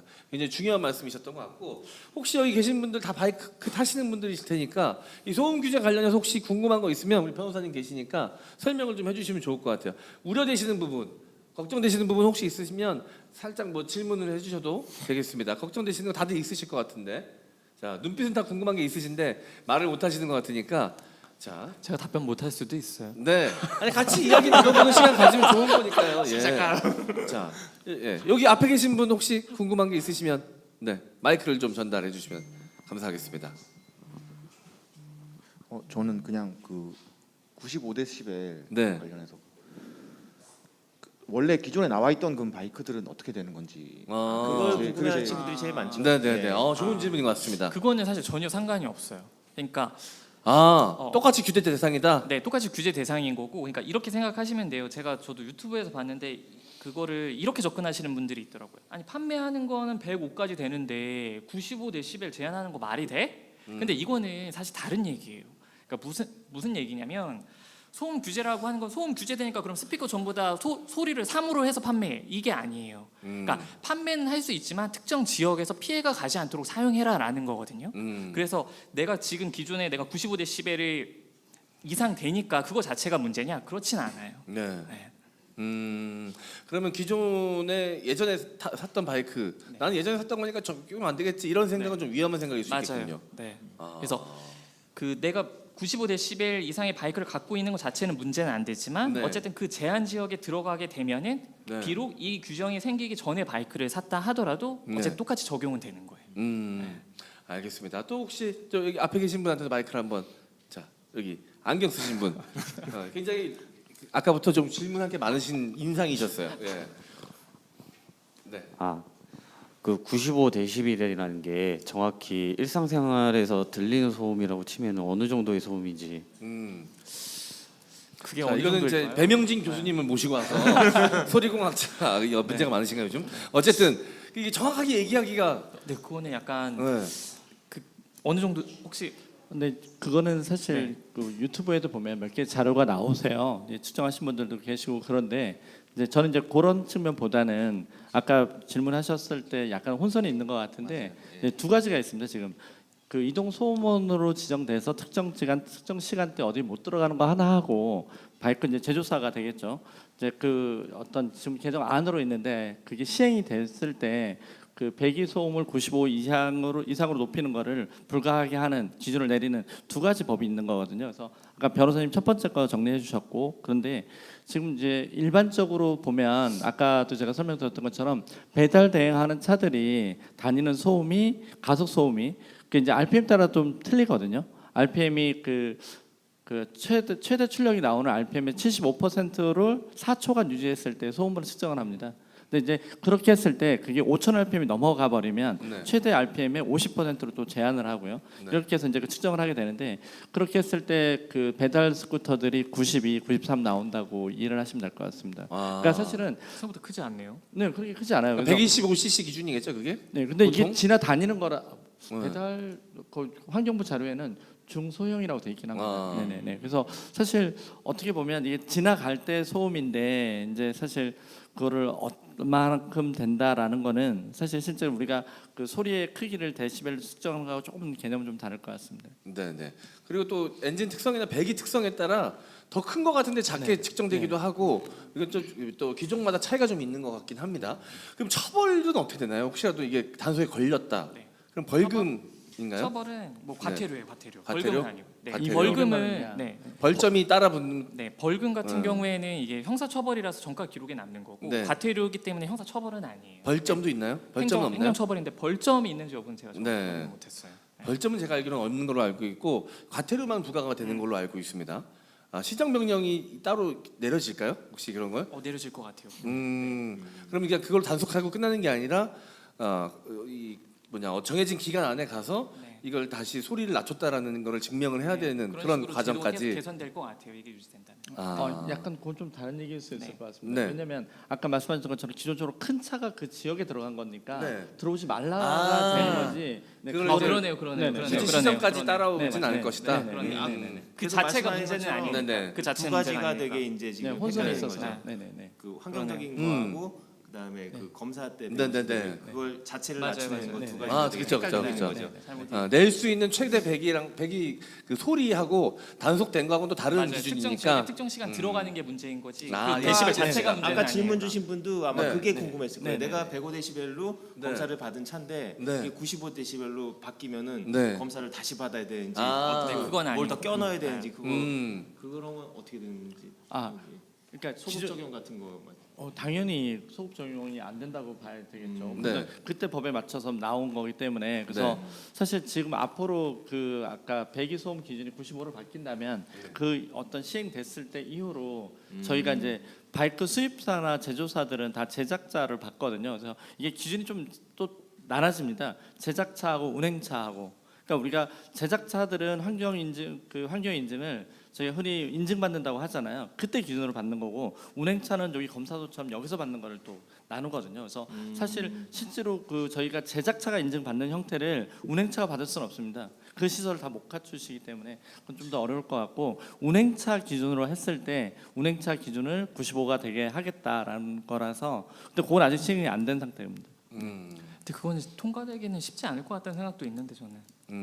그랬으면 좋겠어요. 왜냐면 결국 그게 자유무역 협정이라든지 다른 외국과의 무역의 마찰이 분명 생길 수 있는 네. 소지가 있는 거거든요. 네. 네. 그래서 쉽지는 않을 것 같아요. 네, 알겠습니다. 자, 앞으로 이제 또 이게 이대로 끝나는 게 아니라 이후에 또 추가적으로 어떤 법안들이 또 이렇게 추가가 될지 알 수 없는 문제이기 때문에 일단은 이 바이크 타시는 분들 신경은 쓰이시겠지만 최대한 이 법 안에서 최대한 RPM 높이지 않고 조심조심 타는 게 일단은 방법일 것 같습니다. 대응책일 것 같습니다. 네, 그리고 그리고 한편으로 생각해 보면 우리가 그 불법 튜닝만 안 해도 네. 생각보다 저렴하게 다닐 수가 있습니다. 네. 그리고 어떤 식으로 지역 규제라든지 네. 시간이 제한될지 사실 그게 굉장히 궁금해요. 그리고 지자체별로 아예 단속을 이거를 시행 안 하는 것도 분명히 있을 거거든요. 그렇죠. 지금 뭐 이렇게 뭔가 확실하게 좀 정해진 게 없어서 오히려 지자체에서도 단속하기가 좀 꺼려지는 부분도 있을 것 같다라는 생각도 듭니다. 네. 그래도 어쨌든 우리 바이커들은 또 최대한 다 모든 경우의 수를 다 생각해서 바이크를 타야 되니까 조심해야 될 부분은 계속 좀 인지를 하고 있어야 될 것 같다는 생각은 좀 드네요. 자, 알겠습니다. 그 95데시벨 관련해서는 사실 앞으로도 좀 추가될 부분이 있을 수 있기 때문에 저희가 여기서 완벽하게 정리를 내린다기보다는 이런 이슈에 대해서 우리가 어떤 생각을 가져야 되고 앞으로 어떻게 대응을 해 나가야 될지에 대해서 이야기를 나눠보는 시간이었으니까요. 이건 이렇게 정리를 하면 될 것 같습니다. 더 하고 싶은 말씀 혹시 있으신가요? 아니면 질문하고 싶으신 분 혹시 계시면 질문 하나 더 받아보고 이 주제는 마무리하도록 하겠습니다. 질문하고 싶으신 거 있으신가요? 네. 자, 그럼 넘어가도 될까요? 알겠습니다. 자, 오늘 또 준비된 주제 중에서 이것도 굉장히 좀 바이크 타시는 분들한테는 민감한 부분이고 굉장히 좀 짜증이 나기도 하고 어려운 부분이기도 합니다. 바이크 이륜차 보험 관련된 이슈 이야기를 좀 나눠볼까 합니다. 자, 다들 알고 계시겠지만 처음에 이제 종합보험 가입하기가 너무 힘들잖아요, 바이크는. 그래서 이제 몇 년 타고 나서 이제 가입하시는 분들이 태반이고 그것조차도 좀 어려워서 좀 여러 가지로 좀 곤란함을 겪고 계시는 분들이 좀 많이 계신 것 같은데 궁금한 부분도 굉장히 많을 것 같습니다. 그래서 저희가 보험 전문가 한 분을 모시고 이 오토바이 이륜차 보험에 대해서 이야기 나눠보는 시간을 갖도록 하겠습니다. 자, 김동현 보험 전문가분 모시고 이야기 나눠보겠습니다. 박수 부탁드리겠습니다. 네, 안녕하세요. 오늘 보험 관련해서 좀 궁금증 풀어드리기 위해서 온 김동현입니다. 네. 네. 자, 이것저것 궁금한 게 좀 많은데 일단 가장 궁금한 거는 자, 종합보험 가입이 왜 이렇게 어려운가에 대해서 좀 여쭤보고 싶어요. 이륜차는. 아무래도 일반 자동차 보험보다는 그러니까 자동차 같은 경우는 또 사륜 바퀴가 4개다 보니 이제 사고 날 확률이 좀 아무래도 오토바이보다 낮아서 네. 보험사 입장에서는 이제 사고율을 또 많이 보기 때문에 네. 그래서 그 종합보험을 가입하기에는 조금 더 어려운 부분은 있지만 그 사고력만 없다면 충분히 이륜차도 종합보험으로 가입은 할 수는 있습니다. 네. 네, 단 조건은 이제 많이 비싸다는 게 네. 단점입니다. 네. 비싸기도 비싸고 가입하고 싶어도 가입을 안 받아주는 경우도 있어요. 맞습니다. 네. 네. 그거는 이제 그 레저용이냐 뭐 이런 용에 따라 좀 다를 수도 있고요. 아니면 그 부분이 이제 뭐 운전자의 나이. 네, 뭐 나이도 있을 수도 있고 아니면 뭐 영업용이냐 이런 거에 따라 다를 수도 있습니다. 그래서 일단은 뭐 심사는 대부분 다 진행해서 어떤 결과를 나올지는 다 개인마다 이제 컨디션이 다 다르시기 때문에 심사를 받아봐야 좀 더 정확한 답변을 받을 수 있으실 겁니다. 개개인마다 좀 다를 수 있다. 네네, 컨디션이 다 다릅니다. 다르니까. 네, 맞습니다. 저 이거 보험사에서 가입자를 제한하는 거 스스로 안 받고 이런 거는 그 소비자 차원에서 뭐 이걸 좀 이의를 제기한다거나 고발할 수 없는 문제인가요, 이거는? 네, 없습니다. 일단 일단 깔끔하네요. 네. 예. 뭐 어쨌든 우리나라가 뭐 공산주의 국가가 아니잖아요. 네. 사초착취가 기본적인 원칙이기 때문에 왜 택시는 승차거부 있잖아요. 보험도 저희가 책임 보험 가입하는 것 자체가 금지되는 거 아닙니까? 그리고 네. 종합보험도 제가 알기로는 제한들이 까다롭긴 하지만 당사자가 내가 난 돈을 많이 내서라도 가입할 거야라고 하면은 네. 결국에는 가입은 가능한 걸로 알고 있어요. 네, 알겠습니다. 또 많은 분들이 그 궁금해하시는 게 책임보험, 종합보험 종류가 두 가지밖에 없는 건지 특약으로 어떤 더 특별한 조건을 붙일 수가 있는 건지. 네, 네. 뭐 예. 특약은 뭐 많지는 않지만 이제 예를 들어 이제 자차 같은 경우에 자기 부담금이 있기 때문에 그 자기 부담금을 좀 더 이제 부담을 좀 덜 할 수 있는 특약들이 좀 준비되어 있는 것도 있고요. 그러니까 결국 전체적인 자기 부담금을 좀 낮출 수 있는 방법을 특약을 좀 추가를 해서 가입할 수 있는 방법은 있습니다. 네. 네, 그 외에는 또 특약 같은 경우는 또 크게 찾아보긴 어렵고요. 왜냐하면 그 오토바이 보험 같은 경우는 많이 제약되는 부분이 많다 보니까 이제 네. 그 정도 이제 자부담 정도를 낮출 수 있는 방법은 있습니다. 네, 그리고 또 이제 여러 가지 액세서리를 많이 다시고 네네. 네, 합법적으로 튜닝을 하시는 분들도 계신데 네네. 그런 거는 보험으로 어떻게 보호받을 수 있는 방법은 없는 건지 그것도 궁금해하시더라고요. 보조 장치라고 해서 그냥 크게 말씀을 드리자면 그 부분은 이제 부품을 선택해서 금액 가액만 입력을 하신다면 네. 보장 받을 수 있는 부분들은 더 있으세요. 네. 아. 그래서 그거는 어떻게 보면 좀 한정적이다 보니까 딱히 뭐 전체적으로 다 된다 안 된다는 어렵고요. 네. 네. 그래서 어느 정도 인증만 되면 가능합니다. 질문해도 돼요? 네. 그러면은 방금 말씀하신 뭐 내 바이크에 내가 특수한 어떤 것들을 부착했다. 그럼 그거를 사전에 보험사에 고지를 해야지만 보장을 받을 수 있는 건가요? 아니면은 사고가 났을 때 부착되어 있는 게 확인만 되면은 보장을 받을 수 있는 건가요? 일단 모든 보험은 선고지가 되어 있어야지만 보장 받을 수 있습니다. 네. 네. 아, 그러면 내가 단 액세서리나 뭐 튜닝 사항에 대해서 보험사에 미리 다 고지가 되어야 하는군요. 네, 맞습니다. 네. 근데 이런 거 물어보질 않아요, 보통 보험사에서. 그렇죠. 네.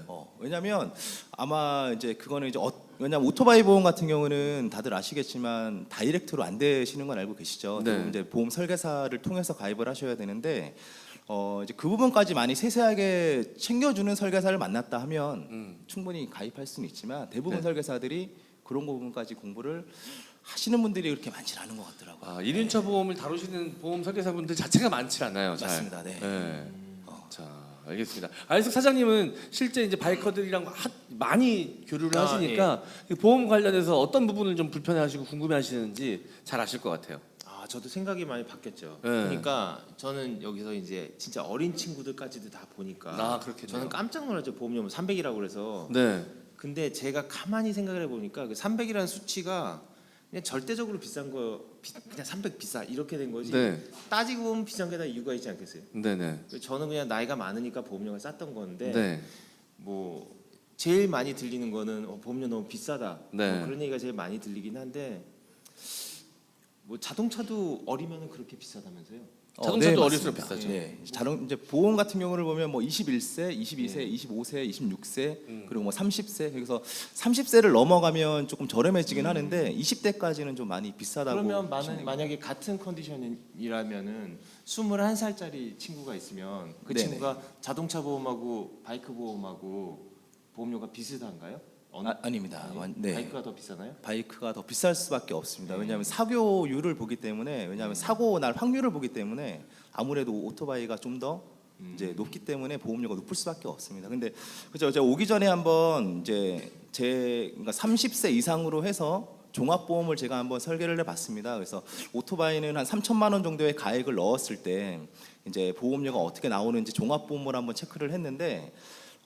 총 보험료가 한 450만 원 정도 나왔는데 그 중에 350만 원에서 한 360만 원 정도는 자차 비용으로 들어갑니다. 그러니까 결국은 그 3천만 원에 대한 보장을 받기 위한 보험료가 네. 거의 종합보험에 거의 다 차지를 한다라고 보시면 되세요. 네. 저희가 자동차 보험 같은 경우는 네. 제 나이 때 보험 보면은 자차에 대한 비율이 한 50% 정도 드는 것 같더라고요. 지금 만약에 네, 보험료가 네, 네. 60만 원이면 자차에 보면 30만 원 정도 드는 것 같더라고요. 근데 바이크 보험 들면서는 사실은 뭐 자차를 들어볼 생각도 잘 안 했었으니까 네. 그 워낙 그렇게 오래 해왔기 때문에 너무 당연하게 생각했었어요. 저는 그쵸. 종합보험이랑 그냥 네. 그 투만 들어가면 그 뭐죠?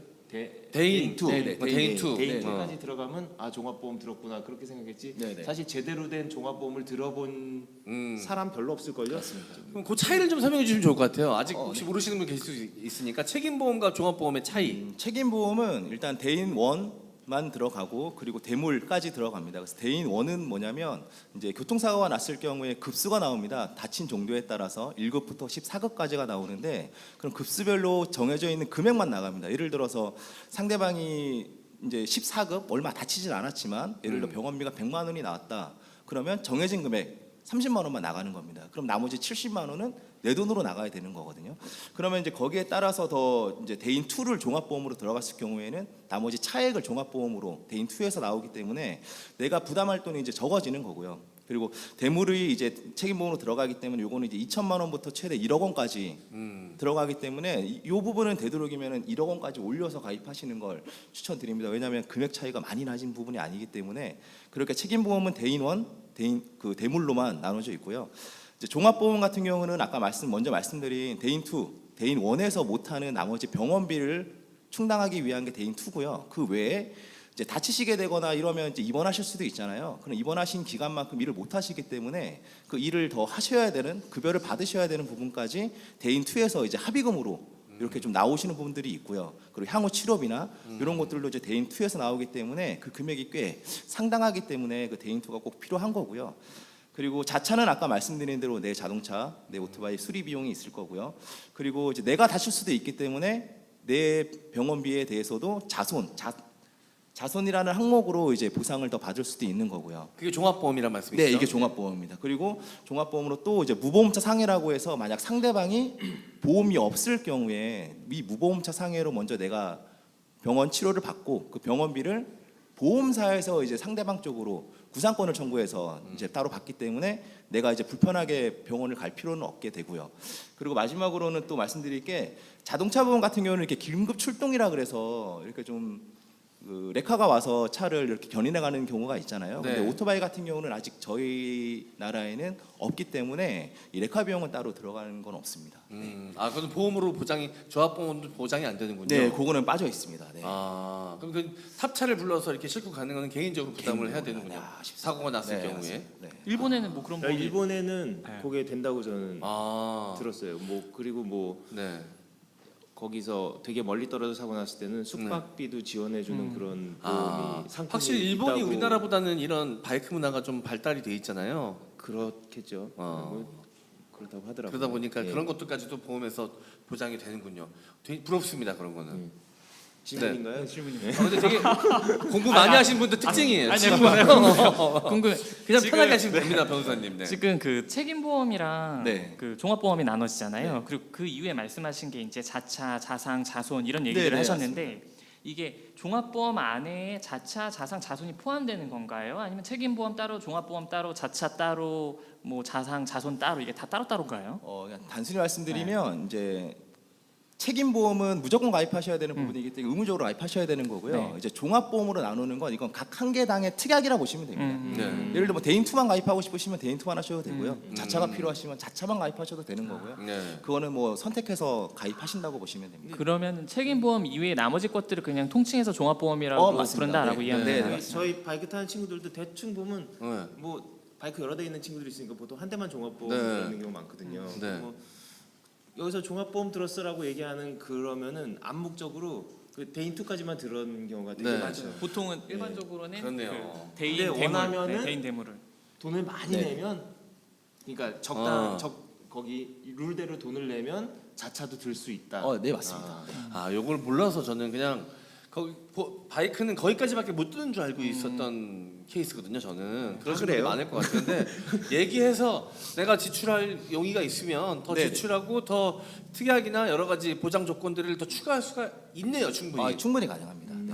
근데 뭐 아마 상대를 안 해주는 경우도 있을 거예요. 네. 안 돼요. 그럼 끊어버리는 경우도 죄송합니다. 아닙니다. 원래 그냥 이륜차 보험 가입하시려고 하면은 대부분 그냥 원래 처음부터 설계해 드리는 게 그냥 책임보험만 원래 해드려요. 그러니까 기본만 항상. 네.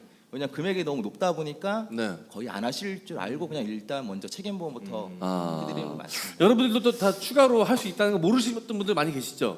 네, 다들 고개 끄덕이십니다. 저 궁금한 게 혹시 여기 종합보험을 안 드신 분들이 계신가요? 많이 꽤 계시네요. 네. 이게 근데 종합보험이 비용이 많이 나가는 건 맞지만 종합보험을 어떻게든 보험사에 사실 요청해서 가입하시는 게 필요합니다. 왜냐면은 대인 2는 꼭 하는 네. 게 낫죠. 이게 결국에는 대인 대물이라고 하는 거는 사고가 났을 때 책임보험은 정말 그 기본적인 것들만 보장을 해주기 때문에 나머지는 당사자가 전부 다 이렇게 변제를 하고 다 그 책임을 지셔야 되거든요. 그런 문제가 있긴 한데 저는 사실 이 이슈를 떠나서 또 하나는 종합보험을 가입하지 않으면 형사적으로도 문제가 되세요. 그러니까 그게 무슨 말인지 형사 전문. 네. 네. 네, 제가 형사 전문 변호사입니다. 어떤 이슈가 생길 수 네. 있냐면 바이크 사고 내가 가다 그냥 부딪혀서 뭐 물건을 망가뜨렸다. 그건 상관없어요. 네. 근데 바이크가 사고 나서 누군가 다쳤다. 네. 그러면 일단 형법적으로 이게 업무상 과실치상이 문제가 돼요. 네. 그럼 원칙적으로는 내가 형사 범죄에서 처벌을 받는 일단은 형사 처벌을 받을 수밖에 없는 상황이 되거든요. 다만 우리나라 교통사고 처리 특례법이라는 특별법을 통해서 종합보험에 가입되어 있으면 네. 12대 중과실이 아닌 경우라면 이걸 공소제기 안 하도록 돼 있어요. 이게 네. 무슨 말이냐면 왜 이 법을 두고 있냐면 종합보험 대인 대물을 종합보험을 들어 놓으면 실질적으로는 피해자가 무제한적으로 본인이 입은 피해에 대해서 다 보장이 보상을 되거든요. 받죠. 예. 그러면 이게 실질적으로 모든 피해가 회복됐기 때문에 시민의 중과실에 들어갈 수가 없죠. 네, 합의한 것과 마찬가지다라고 해서 법적으로도 공소제기할 수 없도록 아예 그냥 규정을 해놓은 거예요. 그러면은 원칙적으로는 업무상 과실치상으로 상대방이 형사처벌을 받을 수밖에 없지만 종합보험의 들무로 인해서 내가 법적으로 처벌받지 않는 상황이 되는 거거든요. 네. 그러면은 개인 입장에서 생각해 보면 종합보험을 들무로 인해서 손해도 보험으로 다 처리할 수 있고, 네. 그리고 내가 전과자가 될 것도 종합보험을 들면서 면할 수 있고. 네. 합의의 과정이 맞아요. 생략돼버리죠. 그러니까 이거를 모르겠어요. 결국에는 보험이라고 하는 거 미래에 발생할 수 있는 어떤 위험에 대해서 내가 방지하기 위해서 드는 건데 나는 무조건 사고 안 날 거야. 나는 뭐 나는 예견 가능해 사고 안 날게 라고 하시면 안 들어도 되지만 네. 그게 아니라면은 비용 든다 하더라도 종합보험을 주저하시는 거는 현명한 선택은 아닌 것 같아요. 왜냐하면 요즘에는 피해자들이 엄청 똑똑해요. 네. 사고가 나면 쉽게 합의를 안 해줘. 그렇죠. 근데 이 사람이 책임보험만 든 사실을 알고 있다. 근데 알고 봤더니 라이더가 공직에 있거나 무슨 어쨌든 무슨 또 이게 이슈가 됐을 때 문제가 되는 사람이다. 그러면 이 사람 입장에서는 부르는 게 돈일 수 있어요. 네. 네. 그러니까 그런 것들을 염두해 두시고 꼭 종합보험을 드시길 권해드립니다. 나 되게 네. 굉장히 뼈가 되고 네. 살이 되는 이야기, 네. 중요한 이야기 해주셨습니다. 그럼 변호사님은 다 저는 다 들었죠. 대인 대물. 네, 전 다 들었어요. 대물. 네. 대물이시구나. 보험 설계사님께서 얘기하셨던 것처럼 아까 종합보험이라는 거는 책임보험 말고 그 외에 부가적인 것들을 종합보험이라고 일컫는데 네. 근데 변호사님 얘기처럼 종합보험을 드는 게 좋다고 얘기하시면은 그거는 종합보험에서도 대인 대인과 투, 대물. 네, 대물이 맞아요. 있는데 그 두 네. 개를 포함을 해가지고 가입을 네. 해야 그게 종합보험으로 인정이 되는 건지. 맞아요. 법적으로는 그래서 저도 아까 사실 여쭤봤는데 법 규정상으로는 그냥 단순히 종합보험으로만 나와 있거든요. 네. 근데 그 법이 만들어진 취지에 비춰 보면 실질적으로 대인 대물이 무제한이기 때문에 보장을 해주는 거예요. 그래서 네. 기타 자차라든지 이건 나 개인의 문제잖아요. 네. 자차, 문제죠. 자산, 내 문제, 자손은 내 내 문제. 문제이기 네. 때문에 상대방에 대한 대인, 상대방에 대한 대물 이 두 가지만 가입하시면 이 종합보험의 혜택을 받으실 수 있어요. 법적으로는. 네. 대인 투. 네. 감사합니다. 네. 제가 대인 투 그 명칭은 모르겠고 네, 맞습니다. 네. 대인 투. 투. 네. 그래서 아까 대인 투. 네. 제가 오기 전에 설계 한번 해봤다고 말씀을 드렸잖아요. 근데 네. 대인 2가 금액이 그렇게 비싸지가 않습니다. 뭐 10만 원, 20만 원 정도면 충분히 가입할 수 있으니까 네. 그것도 이제 무제한으로 가입되는 거기 때문에 아, 이거만큼이라도 맞아요. 네. 내면 네. 받을 수 있는데 뭐 안 하고 있었네 근데 그러면. 그거는 첫 해에는 못 들어요. 대부분의 네. 경우 첫 해에는 못 들고 우리는 맞아요. 그렇게 알고 있어요. 정확한 룰은 모르지만 첫 해에는 못 들고 뭐 두 해째 못 드는 게 아니라 안 받아주는 것 같아요. 안 받아주니까 못 들겠지. 네. 같은 말이지만 그러니까 법적으로는 받을 수 할 수 있는데 안 받아주는 거 모르겠어요. 정확한 건 모르겠어요. 왜 어. 안 받아주는지 그건 모르겠는데 어쨌든 몇 해 경력이 쌓이면 종합이 네. 될 수 있다. 그냥 우린 그렇게 알고 있어요.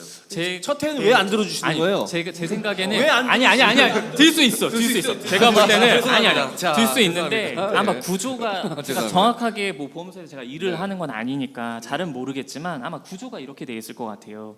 결국에는 보험사는 회사잖아요. 네. 그럼 회사 안에는 직급이 나눠질 거란 말이에요. 네네. 그러면은 이게 실제로 회사 입장에서 이게 뭐 수입이 안 되는 것 같은 경우에는 그죠. 이윤이 안 남는다. 네, 이윤이 남지 않은 경우에는 그 권한 자체가 아래에 있는 직원분들한테는 권한이 없을 거예요. 그러면은 맞나요? 그래서 결국에는 이거를 들려면 자차를 들든 자상을 들든 종합을 들든 바이크와 관련해서는 뭔가 윗선에서 뭔가 동의가 있어야 된다라든지 이런 절차가 플러스 추가되기 때문에 담당 보험 설계사가 나 굳이 그것까지 하고 싶지는 않은데라고 하면은 복잡해지는군요. 맞아요. 그렇지 않을까 싶어요. 맞습니다. 그리고 이실직하셨어요. 보험 같은 경우는 왜냐하면 이제 그 설계, 그러니까 상품을 만드는 팀들이 따로 있어요. 거기 보면은 뭐 어떻게 보면은 좀 머리 좋으신 분들이 많이 있는 거죠. 왜냐하면 그 보험료를 그만큼을 받았을 때 우리 회사가 손해가 안 나는지를 따져야 되는 거니까 네. 만약에 손해가 난다 생각하면 상품을 잘못 개발한 거거든요. 보험회사 입장에서는 그러다 보니 그 손해율을 따지기 때문에 결국은 그런 부분에 있어서는 다 뭐 틀린 말씀은 아닙니다. 네, 그래서 그거를 결국 판매를 할 수 있게 만들어서 이제 설계사들이 나가서 판매를 하는 거기 때문에 일단 보험 같은 경우는 다 그런 네. 위주로 상품들이 만들어진다고 보시면 됩니다. 네. 자동차 같은 경우는 대인 대물까지 다 들고 종합보험 들고 난 다음에 추가적으로 그 운전자 보험을 들어서 추가적으로 더 필요한 네네. 부분에 대해서 혜택을 받잖아요. 네, 맞습니다. 이 이륜차도 이 운전자 보험 가입이 가능한가요? 예, 그거는 다 똑같나요? 보험 든 다음 날 전화 오잖아요. 네네. 운전자 보험 가입하시라고. 또 예, 그건 이윤차도 가능한 혜택을 걸로 똑같이 받을 수 있죠. 네, 네 맞습니다. 네. 아. 그러니까 그 일반 자동차는 자동차 보험 위주로 해서 자동차만 보상받는 운전자 보험이 있고요. 이제 이륜차는 이륜차 특약으로만 들어갈 수 있는 아예 상품이 별도로 나와 있기 때문에 이륜차 운전자 보험을 또 가입을 해주셔야 되는 게 맞습니다. 그래서 아까 변호사님께서 말씀해주시는 부분이 네. 아까 결국 형사처벌 관련해서 말씀을 해주신 거잖아요. 네네. 근데 요즘 보면은 또 민식이법이 나와서 네. 30km 미만 또 어린이 보호기관 또 근처에서? 가중처벌 될 네. 거고요. 그래서 벌금도 2,000에서 3,000으로 늘어난 부분이 있고요. 그래서 그런 것 때문에 운전자 보험이 계속 바뀌고 있는데 왜냐하면 이제 어린이 같은 경우는 주변을 안 살피잖아요. 왜냐면 그냥 유튜브에서 검색만 하더라도 그런 영상들이 많이 나오기 때문에 네. 못 피할 수 있는 상황들이 생기거든요. 그럼 결국 인사사고가 나면은 무조건 민식이법 때문에 어린이 보호구역에서는 가중처벌이 되기 때문에 형사처벌을 받을 수 있으세요. 그럼 거기서 이제 필요한 게 결국 운전자 보험이거든요. 네. 그래서 운전자 보험이 그 세 가지라고 보시면 돼요. 첫 번째는 그 사람을 치면은 이제 개인 합의를 따로 하셔야 돼요. 왜냐하면 법원에서 이제 송장이 날라와서 법원을 한번 출석하라고 나온다고 보면은 결국 혼자 가서 판사 앞에서 이제 판사님 앞에서 변론하기 힘드시잖아요. 개인이 가서요. 그래서 결국 변호사를 선임을 해서 가야 되는 거기 때문에 그럼 순서로 보면 여기 또 전문가분 네, 네. 계시니까 감사합니다. 네. 그럼 결국 필요한 거는 거기에 대한 비용들이거든요. 그럼 네. 형사합의 금액이 얼마로 할 거냐? 예를 들어 사망 사고다. 그럼 내 가족이 사망을 했는데 과연 합의를 얼마에 할 거냐를 한번 생각해 보시면 과연 1, 2억으로 될까? 이런 고민이 다시 또 생기는 거죠. 그래서 합의금도 필요하게 되는 거고요. 그러면 이제 법원에 갔어요. 법원에 갔는데 그러면 혼자 가기 힘드니 변호사 선임을 해야 되는 거잖아요. 그래서 두 번째는 변호사 선임 비용도 나오게 되는 거고요. 그러 다음이 이제 법원에서 판결 나온 게 이제 예를 들어 벌금이 나왔다. 근데 민식이법이 최대 벌금이 3천만 원이기 때문에 3천만 원으로 벌금을 내야 된다 국가에. 그럼 그 돈을 갑자기 구한다고 하면은 재산적인 피해가 크기 때문에 네. 운전자 보험을 필히 가입하시는 쪽으로 저는 추천을 드립니다. 왜냐하면 사고라는 게 특히 또 보험이라는 게 어떤 일이 어떻게 생길지 모르기 때문에 가입한다라고 저는 생각이 들거든요. 네네. 그럼 그거를 대비하기 위해서는 운전자 보험도 네. 네, 저는 요 지점에서 네. 운전자 보험 그런 것 같아요. 제가 아까 말씀드렸잖아요. 네. 보험 든 다음 날 딱 전화 온다고. 네.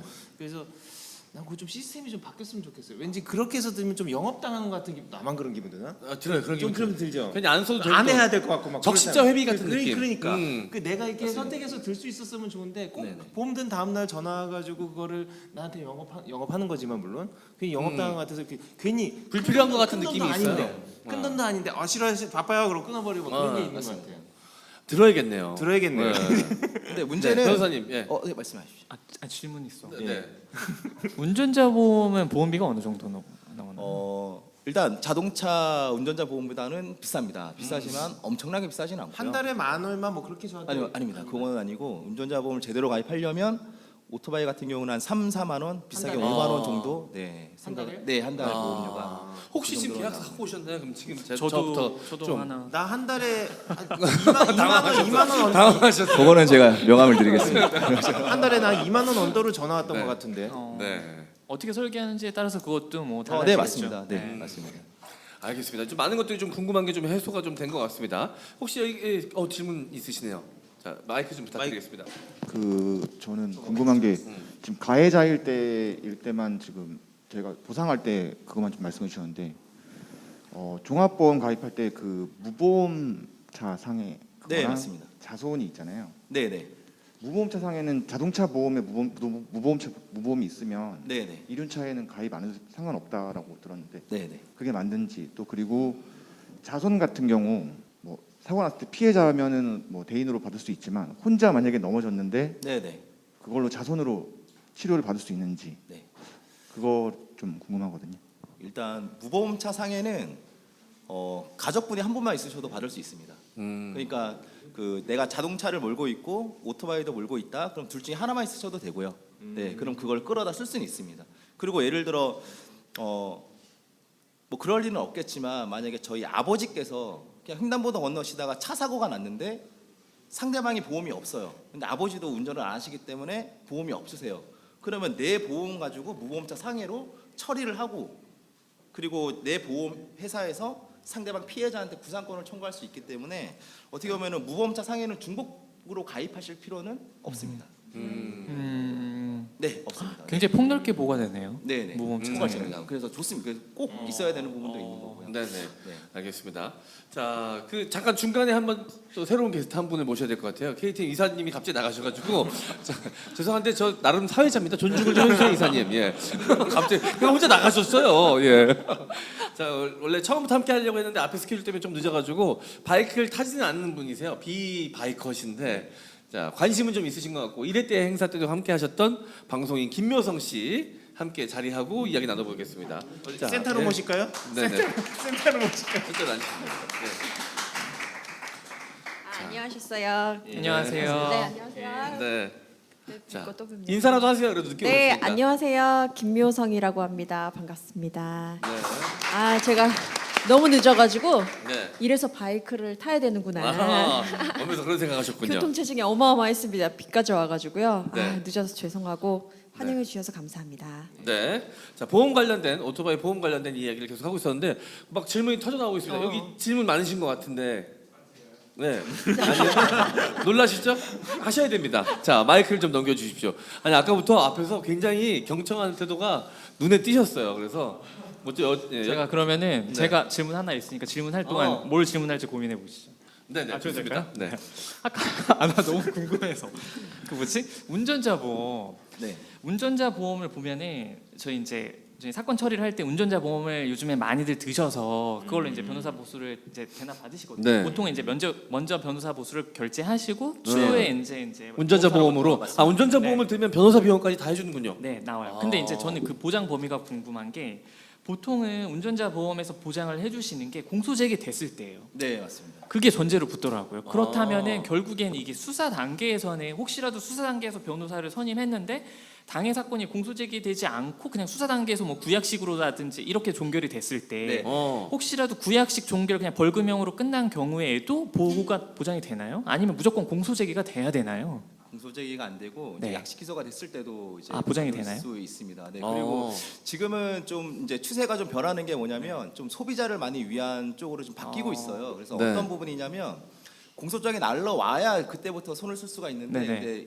일단 그 소비자 입장에서는 그게 아니고 경찰서를 갈 맞아요. 때부터 시작이 돼야 네. 되거든요. 왜냐하면 네. 교통사고 처리가 어떻게 잤는지에 대해서도 이제 남겨놔야 네. 되기 네. 때문에 그거부터 시작할 수 있게 변호사를 바로 선임할 수 있게 네. 만들어주는 제도가 이제는 보험사에서도 조금씩 그러니까 전 보험사는 다 아니지만 네네. 네. 어느 보험사부터 이렇게 시작을 하더라고요. 근데 이게 지금은 자동차 쪽으로만 되고 있고 아직은 이륜차까지는 않았고요. 그래서 자동차도 어느 보험사만 이렇게 좀 만들어지고 있는 추세라서 점점 더 좋게 바뀔 것 같습니다. 그게 많이 바뀌어야 돼요. 왜냐하면 사실 형사 사건이라고 하는 건 수사 단계 첫 스타트가 사실 제일 중요하거든요. 맞습니다. 네. 그리고 수사 단계에서부터 피해자랑 합의가 어떻게 이루어지는지 그게 가해자 입장에서는 사건을 네. 원만하게 푸는 데 있어서 굉장히 중요한 요소인데 네네. 현재 지금까지는 방금 말씀하신 운전자 보험이라고 하는 게 공소제기 됐을 때를 전제로 해서만 보호를 받고 있기 때문에 네. 혹시라도 운전자 나는 보험을 들어서 변호사를 선임해서 당연히 보장되는 줄 알았는데 담당 변호사인 제가 너무 일처리를 잘해줘서 구약식으로 공소제기 안 되고 끝났어. 그럼 그 사람은 보험은 들어서 보장될 줄 알았는데 보장을 못 받는 상황이 되거든요. 네, 그래서 그런 맞습니다. 이슈들이 네, 있긴 그래서 있더라고요. 이게 네. 조금씩 바뀌고 있다고 보시면 네. 됩니다. 공소제기 전에도 네, 네. 잘 마무리가 돼서 원만하게 합의가 돼서 공소제기가 안 네, 돼도 보험회사에서 변호사비를 보장을 해준다. 맞습니다. 그리고 아까부터 운전자 보험 꼭 들어야 된다고 말씀하시는 이유가 있었네요. 그걸 들어야 변호사들이 일이 많아지네. 운전자 보험 야, 꼭 드셔야 됩니다. 홀딱 넘어갈 뻔했어 아주 그냥. 네. 그리고 하나 더 좀 그게 편한 대납을 위해서. 편한 대답을 위해서. 그리고 하나 더 좀 찝어드리면 왜냐하면 이제 뭐 합의 금액이나 이렇게 벌금 같은 경우는 이제 예를 들어 뭐 합의금이 5천만 원 나왔다. 네. 그럼 이거를 갑자기 구하려고 하면 쉽지가 않잖아요. 네네. 그래서 지금은 바뀐 게 뭐냐면 합의증을 먼저 제시를 하면 보험사에서 이제 선지급을 하고 있습니다. 네. 그래서 소비자에서 갑자기 5천만 원을 안 구할 수 있게 만들어주는 제도가 이제 다 바뀌었고요. 네. 네, 그리고 벌금이도 이제 그렇고 변호사 비용도 그렇고 해서 점점 계속 소비자 쪽으로 좀 많이 좀 좋게 네. 바뀌고 있는 추세라고 보시면 되세요. 이거는 사실 저는 너무 피해자 입장에서 그 가해자 입장에서 너무 좋은 제도인데 네. 사실 그 실무에서는 이게 굉장히 악용되고 있거든요. 네.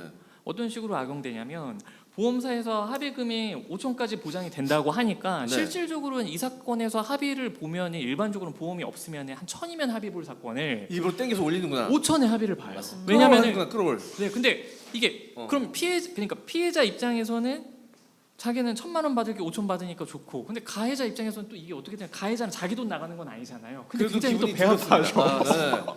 기분 상황이- 드러워. 네. 맞습니다. 그래서 이게 뭔가 분명히 보험사에서도 이런 부분들에 대해서 인지를 하고 있을 거거든요. 네. 그럼 이걸 인지를 하고 있기 때문에 어떤 식으로든 앞으로 변경될 가능성이 높다고 전 봐요. 왜냐면 대부분 다 최고치로 합의를 하거든. 그냥 맞습니다. 네. 그 범위 내에서 보장을 해주기로 했으면 그 범위 내에서 합의를 해야 되는데 그냥 무조건 최고치 합의, 최고치 합의. 죄송한데 계속 그 보험 전문가분 표정이 국정조사에 끌려 나온 회사 관계자 같은 표정으로 점점 바뀌고 있어요. 예. 배지 달고 진짜 국회의원인 척하시네. 아 근데 야 역시 본업 존잘이라는 말이 괜히 있는 게 아닙니다. 야 법적인 얘기 나오니까 뭐야 충선이 두시네. 멋지십니다. 운전자보험 꼭 드셔야 됩니다. 네, 그리고 변호사 꼭 선임하십시오. 그래야 피해 보는 일이 없습니다. 네, 알겠습니다. 우리 김효성 씨는 이제 오토바이 보험 관련돼서 전혀 모르시죠? 오토바이도 모르는데.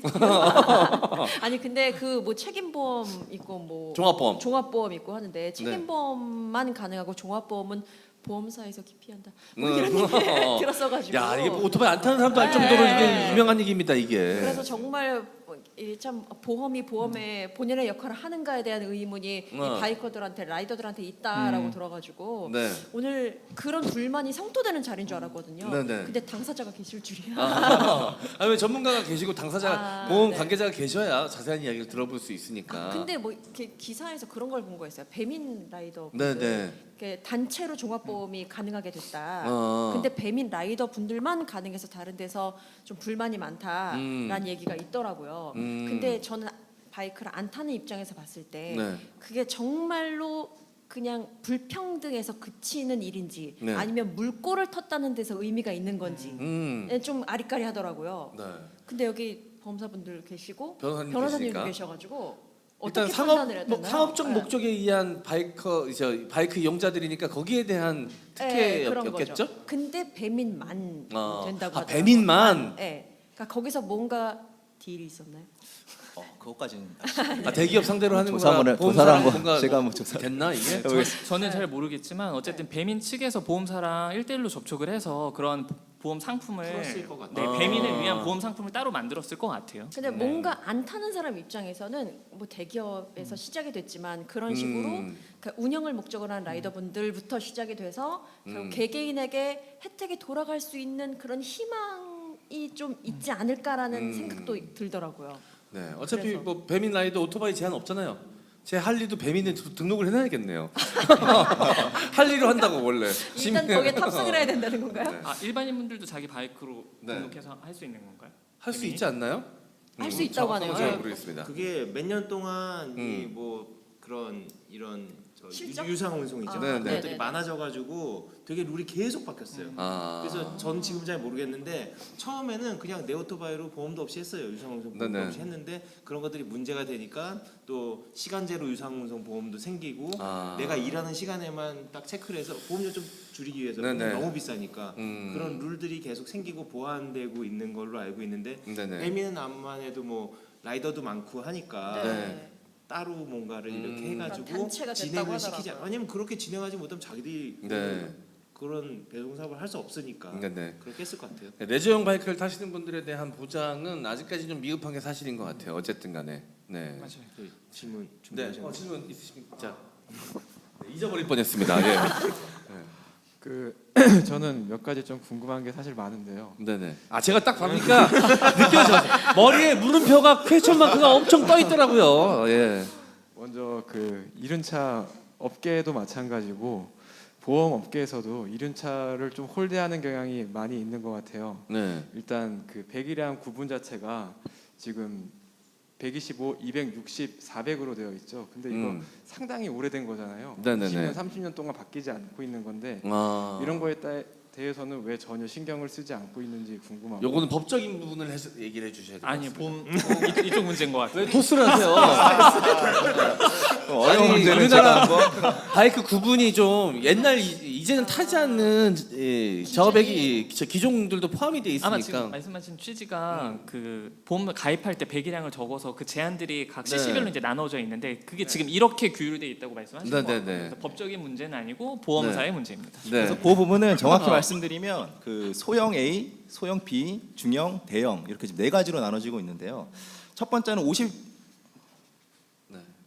50cc 미만, 두 번째는 이제 50에서 100cc, 그 다음은 100에서 260, 그 다음은 260 이상 이렇게 나눠져 있는데 왜냐하면 지금 배기량이 뭐 어마어마한 것들이 너무 많으니까 그럼 결국 그건 다 260으로 묶으니 결국 보험료가 너무 비싼 거 아니냐라고 네. 할 수도 있는 부분이잖아요. 왜냐하면 그 중간 것도 있으니까. 네.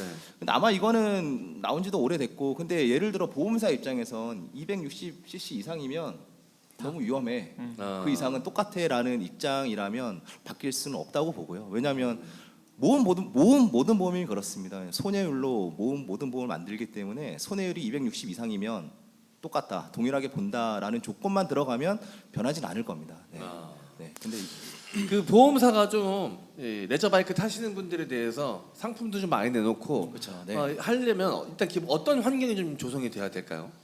꿈 같은 이야기일지라도 해주시면 감사하겠습니다. 전 국민이 다 타시면 좀 더 이렇게 있지 않으실까. 저부터 타야겠군요. 저부터. MC 장원님이 말씀해주신 네. 이 이슈가 되게 중요한 것 같거든요. 네. 왜냐하면 보험사에서 사실 손해율이랑 이런 걸 따질 때는 그냥 뭐 레저용인지 이게 영업용인지 안 하고 전체를 그냥 포함해서 계산을 할 거란 말이에요. 네. 그죠? 근데 전체로 계산을 하는데 실질적으로 사고율이 높은 건 영업용에서 사고율이 높을 가능성이 있거든요. 그죠? 그러니까 저 배기량 일반 레저 바이크 타시는 분 너무 손해 봐. 맞아요. 그래서 이거를 명확하게 분리해서 레저만 따로 계산을 하면은 제 생각에는 그렇게 높지 않을 수 있을 것 같다는 생각이 있어요. 네. 그러면 간단히 그냥 레저용과 영업용으로 보험료 차액을 비교했을 때는 영업용은 거의 200만 원 나옵니다. 책임 보험만요. 책임 보험만. 그러면 레저용 같은 경우는 싸신 분들은 뭐 10몇만 원. 8만 원, 7만 원, 뭐 좀 비싸신 분들은 뭐 3, 40만 원 할 수도 있고요.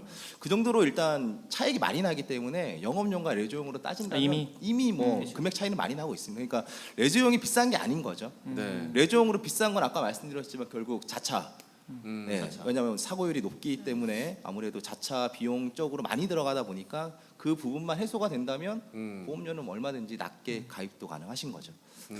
그리고 오늘 제가 볼 때는 꼭 기억을 하고 가셔야 될 게 지금 말씀해 주신 것처럼 아까 얘기하실 때 종합보험이 아니라 결국 자차, 네. 자손, 자상이 비싼 거거든요. 네네. 그러니까 종합보험은 내가 조금만 돈을 들이면 될 수 있기 때문에 네. 종합보험 자체는 꼭 드셨으면 대인 투. 개인 투 네, 대물. 대물. 알겠습니다. 운전자 보험 변호사 선영용이 네, 거기 플러스 네. 운전자보험. 네, 알겠습니다. 우리 그 보험 관계자로서 꼭 이 부분에 대해서는 얘기를 하고 싶었다 하시는 게 있으면 한 말씀만 좀 부탁드리겠습니다. 그럼 우선 아까 질문 주셨는데 답변 못 드린 게 하나가 더 아, 있어서 예, 예. 그거 먼저 말씀드리면 아까 자손이라고 말씀하신 거 있으신데 모든 보험은 자손이 있고 자상이 있습니다. 결국 이거는 뭐냐면 단독 사고 났을 경우에 저를 누가 치료해 주진 않지 않습니까? 그래서 이거를 자손으로 하냐 자상으로 치료를 받냐의 차이라고 보시면 됩니다. 근데 오토바이 같은 경우는 일단 이륜차는 자손만 있습니다. 자손만 있고 자동차 같은 경우는 자상까지가 있는데 자동차는 그냥 자동차 상해라고 해서 전액 병원비와 예를 들어 2주 입원했어. 2주치에 대한 이제 일을 못한 거에 대한 비용까지 그리고 향후 치료비까지 다 나옵니다. 근데 자손 같은 경우는 왜냐면 이륜차는 자손밖에 안 되니까요. 이륜차는 제가 아까 말씀드렸지만 대인 원과 성격이 똑같습니다. 급수 1급부터 14급까지 나눠져 있는데 거기에 해당되어 있는 예를 들어 14급이다.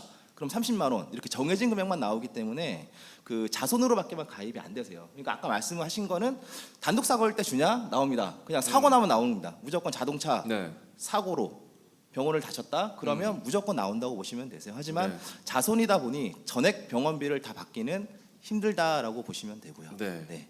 그 동행인 뒤에 이제 텐덤을 하고 있었을 경우 뒤에 네네네. 사고가 났을 때 보장은 어떤 차이가 있나요? 그거는 다 나오세요. 대인 2에서 나온다고 보시면 되세요. 종합보험만 가입되면? 네, 맞습니다. 어. 네. 그래서 나를 제외한 모든 인사사고는 그냥 대인 1, 대인 2에서 나온다고 보시면 될 것 같습니다. 내가 사고를 냈는데 내 뒤에 타고 간 사람을 네, 맞습니다. 대인으로 나와요? 네, 맞습니다. 그래요? 네, 네. 그래요? 네. 아, 그래서 나옵니다. 내 바이크에 타고 있던 사람이 같이 다쳐서 치료를 받아도 네, 네, 대인으로. 치료를, 네, 받을 수 있습니다. 예, 기본으로 돌아가시면 돼요. 결국에는 내가 운전을 해서 상대방이 내 뒤에 탔지만 결국 내가 운전해서 다친 거잖아요. 네네네. 그래서 대인으로 될 수밖에 네, 없다. 맞아요. 논리적으로 네, 봤을 네, 때. 네, 네. 그러네요. 네. 내가 운전하고 있는 오토바이에 의해서 상해를 입었으니 대인. 맞아요. 아, 자동차 같은 경우는 좀 다르거든요, 아, 살짝. 그래요? 또 네. 자동차는 다른가요? 같은 다르지 않나요? 그차 똑같다고. 똑같대잖아. 내 차에 타고 있던 자동차 네, 같나요? 자동차도 같아요. 알겠습니다. 워낙 안전운전 하다 보니까 몰랐습니다. 그걸 안 태우고 다녀봐서 그런가? 혼자만 탑니다. 뭐든지 혼자만 탑니다. 이세는 어려우실 것 같아요. 바이크도 뒤에 텐덤 자서 다 뗐어요. 예, 혼자만 탑니다. 알겠습니다. 이런저런 이야기 많이 좀 도움이 되시죠? 예. 혹시 또 궁금한 거 있으신 분 질문 있으시면 남아 질문하셔도 여러 개 있다고 네. 하셨는데 하나 더 하셔도 남국 됩니다. 기자님. 하나 더 하셔도 혹시 됩니다. 있었네요. 궁금했던 점은 자동차도 타고 오토바이도 타는데 네. 자동차 가입할 때는 여러 가지 특약이 많이 붙잖아요. 네. 주행거리 특약도 있고 네, 뭐 네. 안전운전 특약도 있고 이런 프로그램들이 잘 돼 있어서 이제 할인도 많이 받을 수도 있고 홍보도 네, 많이 맞습니다. 되는데 이런 게 이륜차 쪽으로는 왜 전혀 개발이 안 되고 있는 블랙박스 건지. 같은 거나 네. 그런 거. 전 국민이 안 타서 그런가요? 그런 것 같습니다.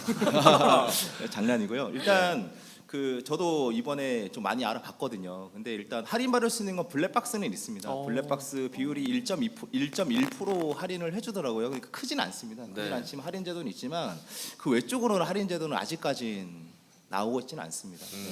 이해가 안 된다. 지금 바이크 인구가 어떻게 돼요? 대략? 왜다덜 쳐다보시죠? 저 1년 탔어요. 1년 탔어요. 저를 왜 저를 보시는 거예요? 대략적으로 얼마나 될까요? 뭐 한 300만, 400만 정도 될까요? 더 될까요? 500만? 그렇게 많을까요? 그죠? 한 300만 정도 되지 않을까? 모르는 걸로 하죠. 네. 그냥. 자, 이게 정확한 수치 갖고 계신 분이 없어서. 저기서 빈 있으시면 알 것 같은데. 네.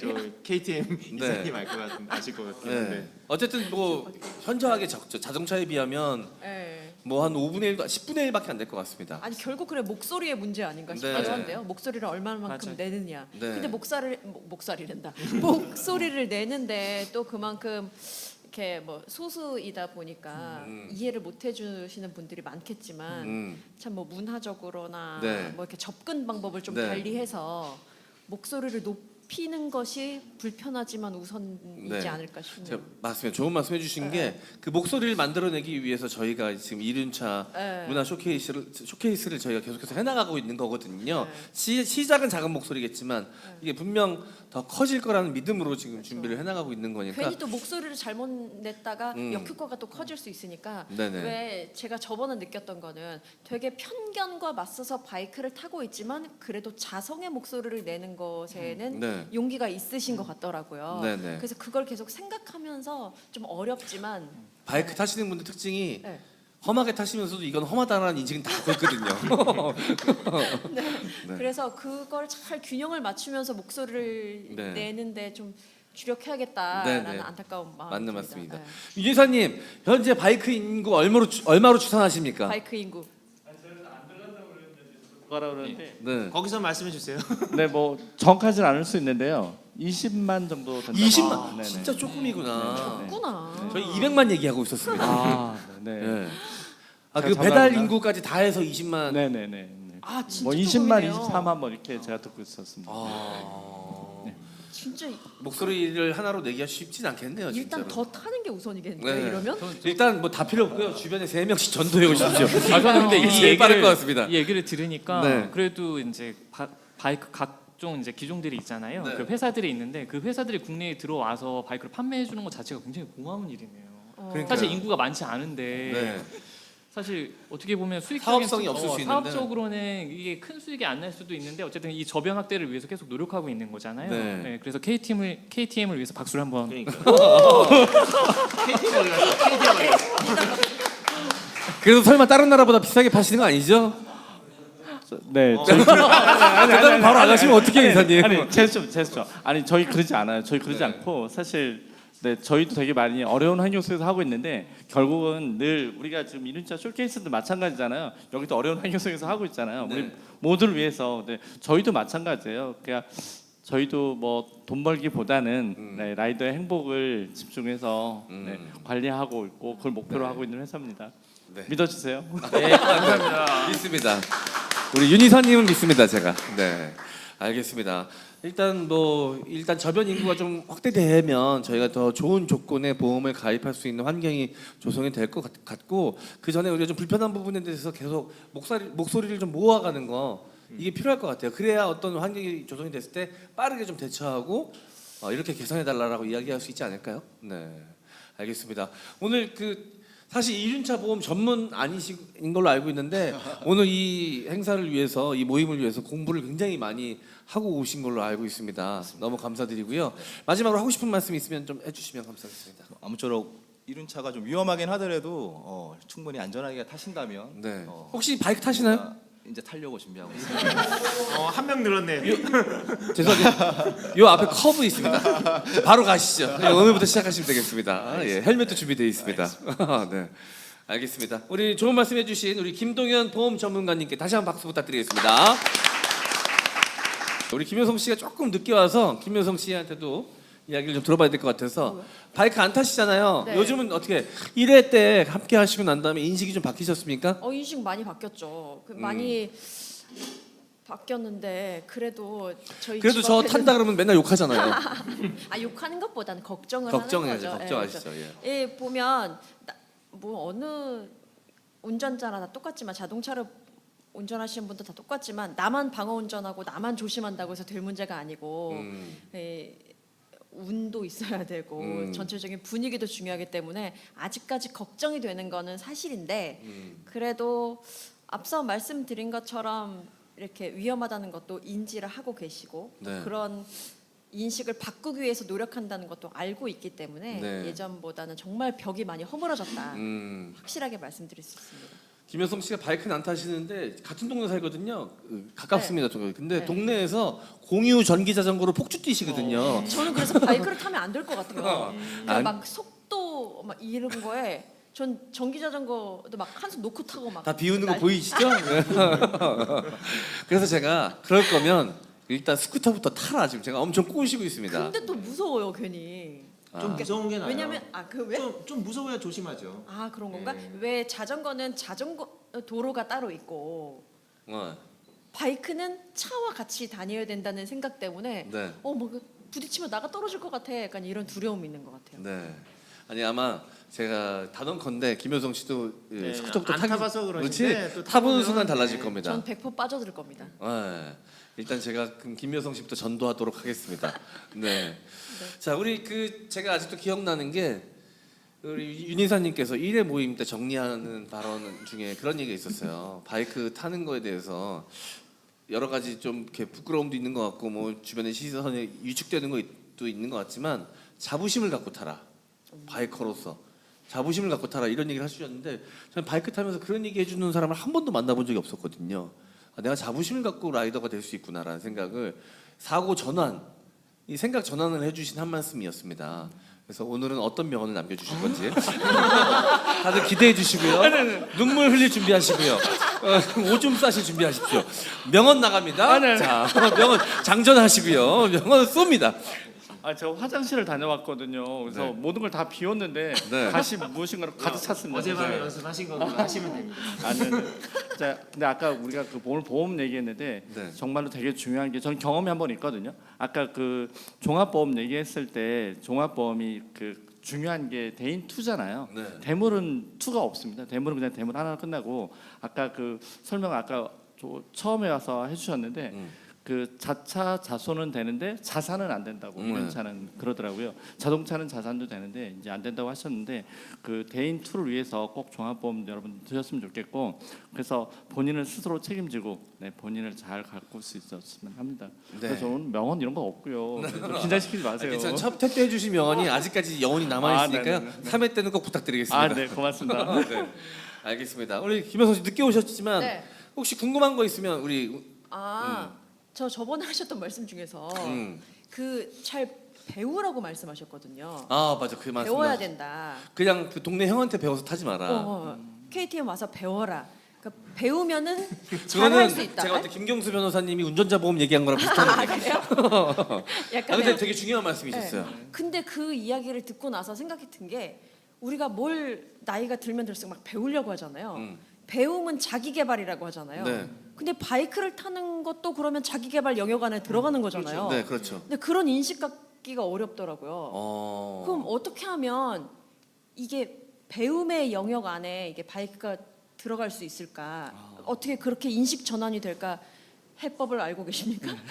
제가 저희 그 회사에서 저희 직원들하고 그런 얘기를 합니다. 바이크는 절대 유혹으로 팔지 말라고, 공감으로 팔으라고. 그러니까 여러분들이 충분히 이해가 되고 인정이 됐을 때 누구나 공감하자고 얘기를 하거든요. 근데 이제 제가 살짝 유혹 같은 얘기를 하나를 합니다. 가끔씩 50대 분들이 가끔 매장에 오세요. 그럼 제가 그분들께 그러거든요.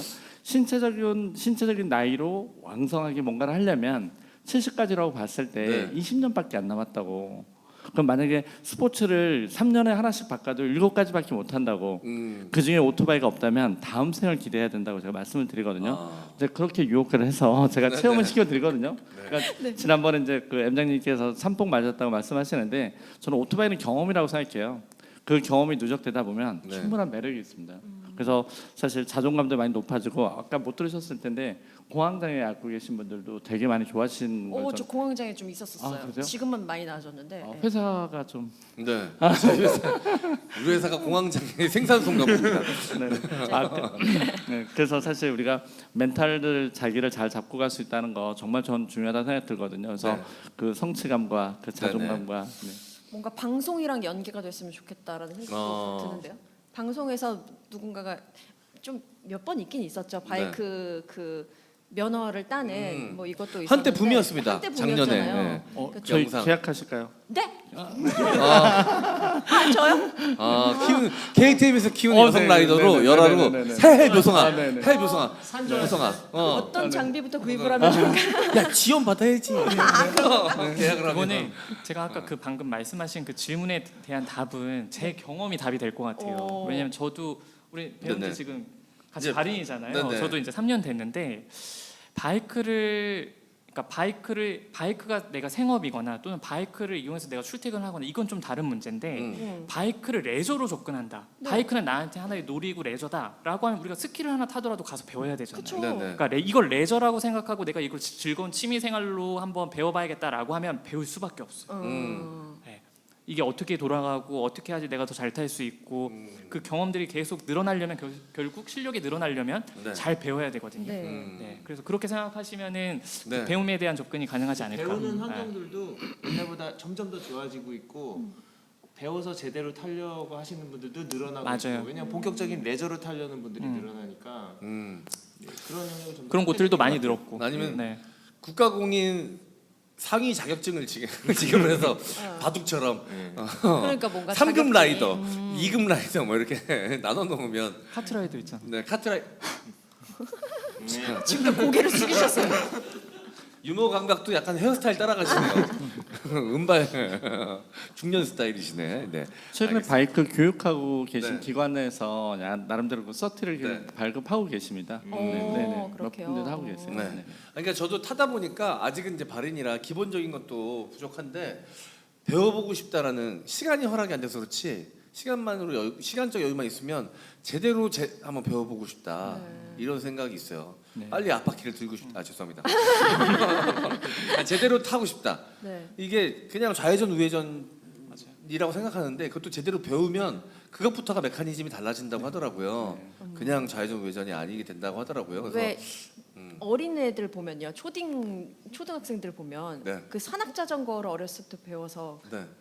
게임 대회가 많이 있더라고요. 네, 오토바이는 맞아요. 아직은 없죠. 오토바이도 있습니다. 아, 있어요? 네네네. 아, 그렇군요. 죄송합니다. 제가 좀 더 근데 열심히 이제 공부하겠습니다. 시장이 넓지 않죠. 네네네. 네. 제가 얼마 전에 봤는데 제가 이제 어떤 바이크 카페 가가지고 이제 야외 테이블에 앉아가지고 이렇게 커피를 마시고 있는데 그 앞에 아버지랑 애기예요, 애기. 애기인데 애기용 엔듀로가 있더라고요. 그걸 나란히 타면서 이렇게 지나가는 거야, 아빠랑 애기랑. 애기가 한 8살, 9살 정도 돼 보이더라고요. 근데 천천히 달리면서 옆에서 아빠가 어떻게 하라고 알려주면서 타고 가는데 너무 부러웠습니다. 무면허 운전이네요. 왜? 아니 엔듀로는 원래 네. 아마 도로가 아니었을 것 같고요. 네네. 그 앞에 네. 카페 앞으로. 마당 같은데요? 네. 살짝 정리를 하자면 이제 애들이 타는 거는 엔듀로는 아니고 모토크로스 바이크입니다. 아. 네. 모토크로스하고 엔듀로하고 좀 바이크 형상은 거의 비슷한데 네. 약간 쓴 용도에 따라서 조금 차이는 있습니다. 그러니까 아이들도 배울 수 있는 네네네. 루트가 있다. 아. 사실 세계적인 모토GP 선수가 되려면 거의 뭐 우리나라 나이 형태는 아니지만 3, 4살 때부터 타야 세계적인 선수가 될 수 있는 거라서요. 네. 뭐 우리나라에서도 10살 넘으면 좀 늦었다라고 생각을 해요. 아, 그 정도예요? 네네네. 재벌을 섭외해야 되나? 재벌가에서 먼저 그래서 네. 모두가 쫓아가게 약간. 알겠습니다. 자, 우리 아이석 사장님도 오늘 한 말씀 부탁드리겠습니다. 저 마무리하려고 하는데요. 예. 네, 한 말씀 부탁드리겠습니다. 저는 뭐 항상 이런 자리를 갖거나 뭐 얘기하는 자리가 생기면 네. 약간 뭔가 잘못하고 있는 사람 같은 그런 왜요? 입장에 많이 서 있게 돼. 왜냐면 내가 잘못된 걸 좀 많이 보니까. 아, 그래서 오히려 본인이 맞아. 그렇죠. 죄감을 가지시는군요. 많이 밤에 여기 많이 보셨다고. 오고 네. 뭐 시끄러운 거 아. 사실이고 하니까 조용하지. 제가 이 앞에 살아도 저 이사 가는 약간 그런 상황이잖아요. 네. 다행히 여기 사람들 안 사니까 그냥 하고는 있는데, 그래서 항상 반성하자 이런 얘기를 많이 하게 되는데 네. 사실 저 당연히 아까 말씀하신 뭐 자부심 같은 거 있죠. 그 오토바이 타더라도 잘 타고 멋있게 입고 타고 하면 그 관심 없는 사람도 아 멋있다 그러고 해요. 네. 그렇게 자동적으로 자부심 생기는 거죠. 네네네. 어, 멋있다고 안 해? 우리끼리만 멋있다고 하는데 그러니까 뭐 이렇게 평소에 로망이 있는데 못 하시는 분들이 많잖아요. 네. 자기는 실행에 옮기지 못하니까 빨리 배워놓지 않으면 나중에 시작을 못하니까 그냥 흘려버리는데, 그런 분들이 보면 야 이거 흔히 그런 얘기 있잖아요. 이거 뭐 얼마야 몇 가지 나가 뭐 그런 네. 얘기 많이 하잖아요. 그렇게 다 멋있게 보이고 그러면 좋은데 사실 그러려면 우리가 좀 잘해야 되는 부분도 있지 않나라고 네. 늘 생각하고 여기서 얘기도 많이 하죠. 조용히 네네. 조용히 다니자 밤에는 그런 얘기도 많이 하고 해요. 알겠습니다. 우리 김경수 변호사님. 네, 저희가 오늘 이제 2번째잖아요. 저는 사실 첫 번째 행사할 때 이 2번째 행사 우리 할 수 있을까 싶었는데 어떻게 세 번째 할 수 있을 것 같아.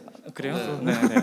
그리고 저희가 하는 얘기들이 사실 저희가 재밌는 얘기를 하는 건 아니잖아요. 재밌는 얘기를 하는 건 아니지만 라이더들이 꼭 알아야 될 내용들, 그리고 이 문화 저변을 확대하기 위해서는 우리가 또 실천해야 될 것들에 대한 사실 주제들을 갖고 얘기를 하고 있거든요. 네. 그래서 재미는 없더라도 오늘 오신 분들이 계속 관심을 가져주셨으면 좋겠어요. 그래서 네. 관심을 가져주셔야지 결국엔 이 행사가 계속 유지될 수 있고 네. 행사가 유지돼야지 그 문화 저변을 넓히는 데 저희가 기여할 수 있는 거거든요. 일단 네네. 시작했으니까 뭔가 마침표를 찍고 싶어서 네. 많이 도와주세요. 네.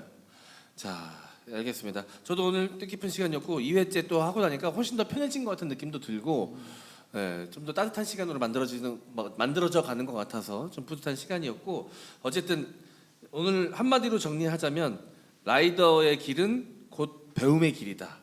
라고 정리를 하면 될 것 같습니다. 보험에 대해서도 저는 오늘 많이 배웠고요. 대인 투. 그리고 우리 여기 계신 대물. 네. 자랑하시더라고요. 아, 그래요? 본인 대물 드셨다고. 아. 네. 장난 아닙니다. 장난 아니세요. 엄청난 대물 보험 드셨답니다. 예. 축하드립니다. 참 감동적으로 마무리하려고 했는데. 자, 라이더의 길은 곧 배움의 길이다. 배울수록 달라진다. 우리 라이더로서의 자부심을 갖고 많이 배워나가면서 안전하게 타는 그런 라이더 라이프가 되기를, 바이크 라이프가 되기를 기원하면서 오늘 행사 마무리해 보도록 하겠습니다. 자, 끝날 때까지 함께 해주신 우리 여러분들, 어떻게 끝날수록 사람이 많아지네요. 저 한 시간만 더 하면 꽉 채우겠는데요. 자, 함께 해주셔서 감사드리고요. 3회 때 또 뵙도록 하겠습니다. 수고하셨습니다. 네, 감사합니다.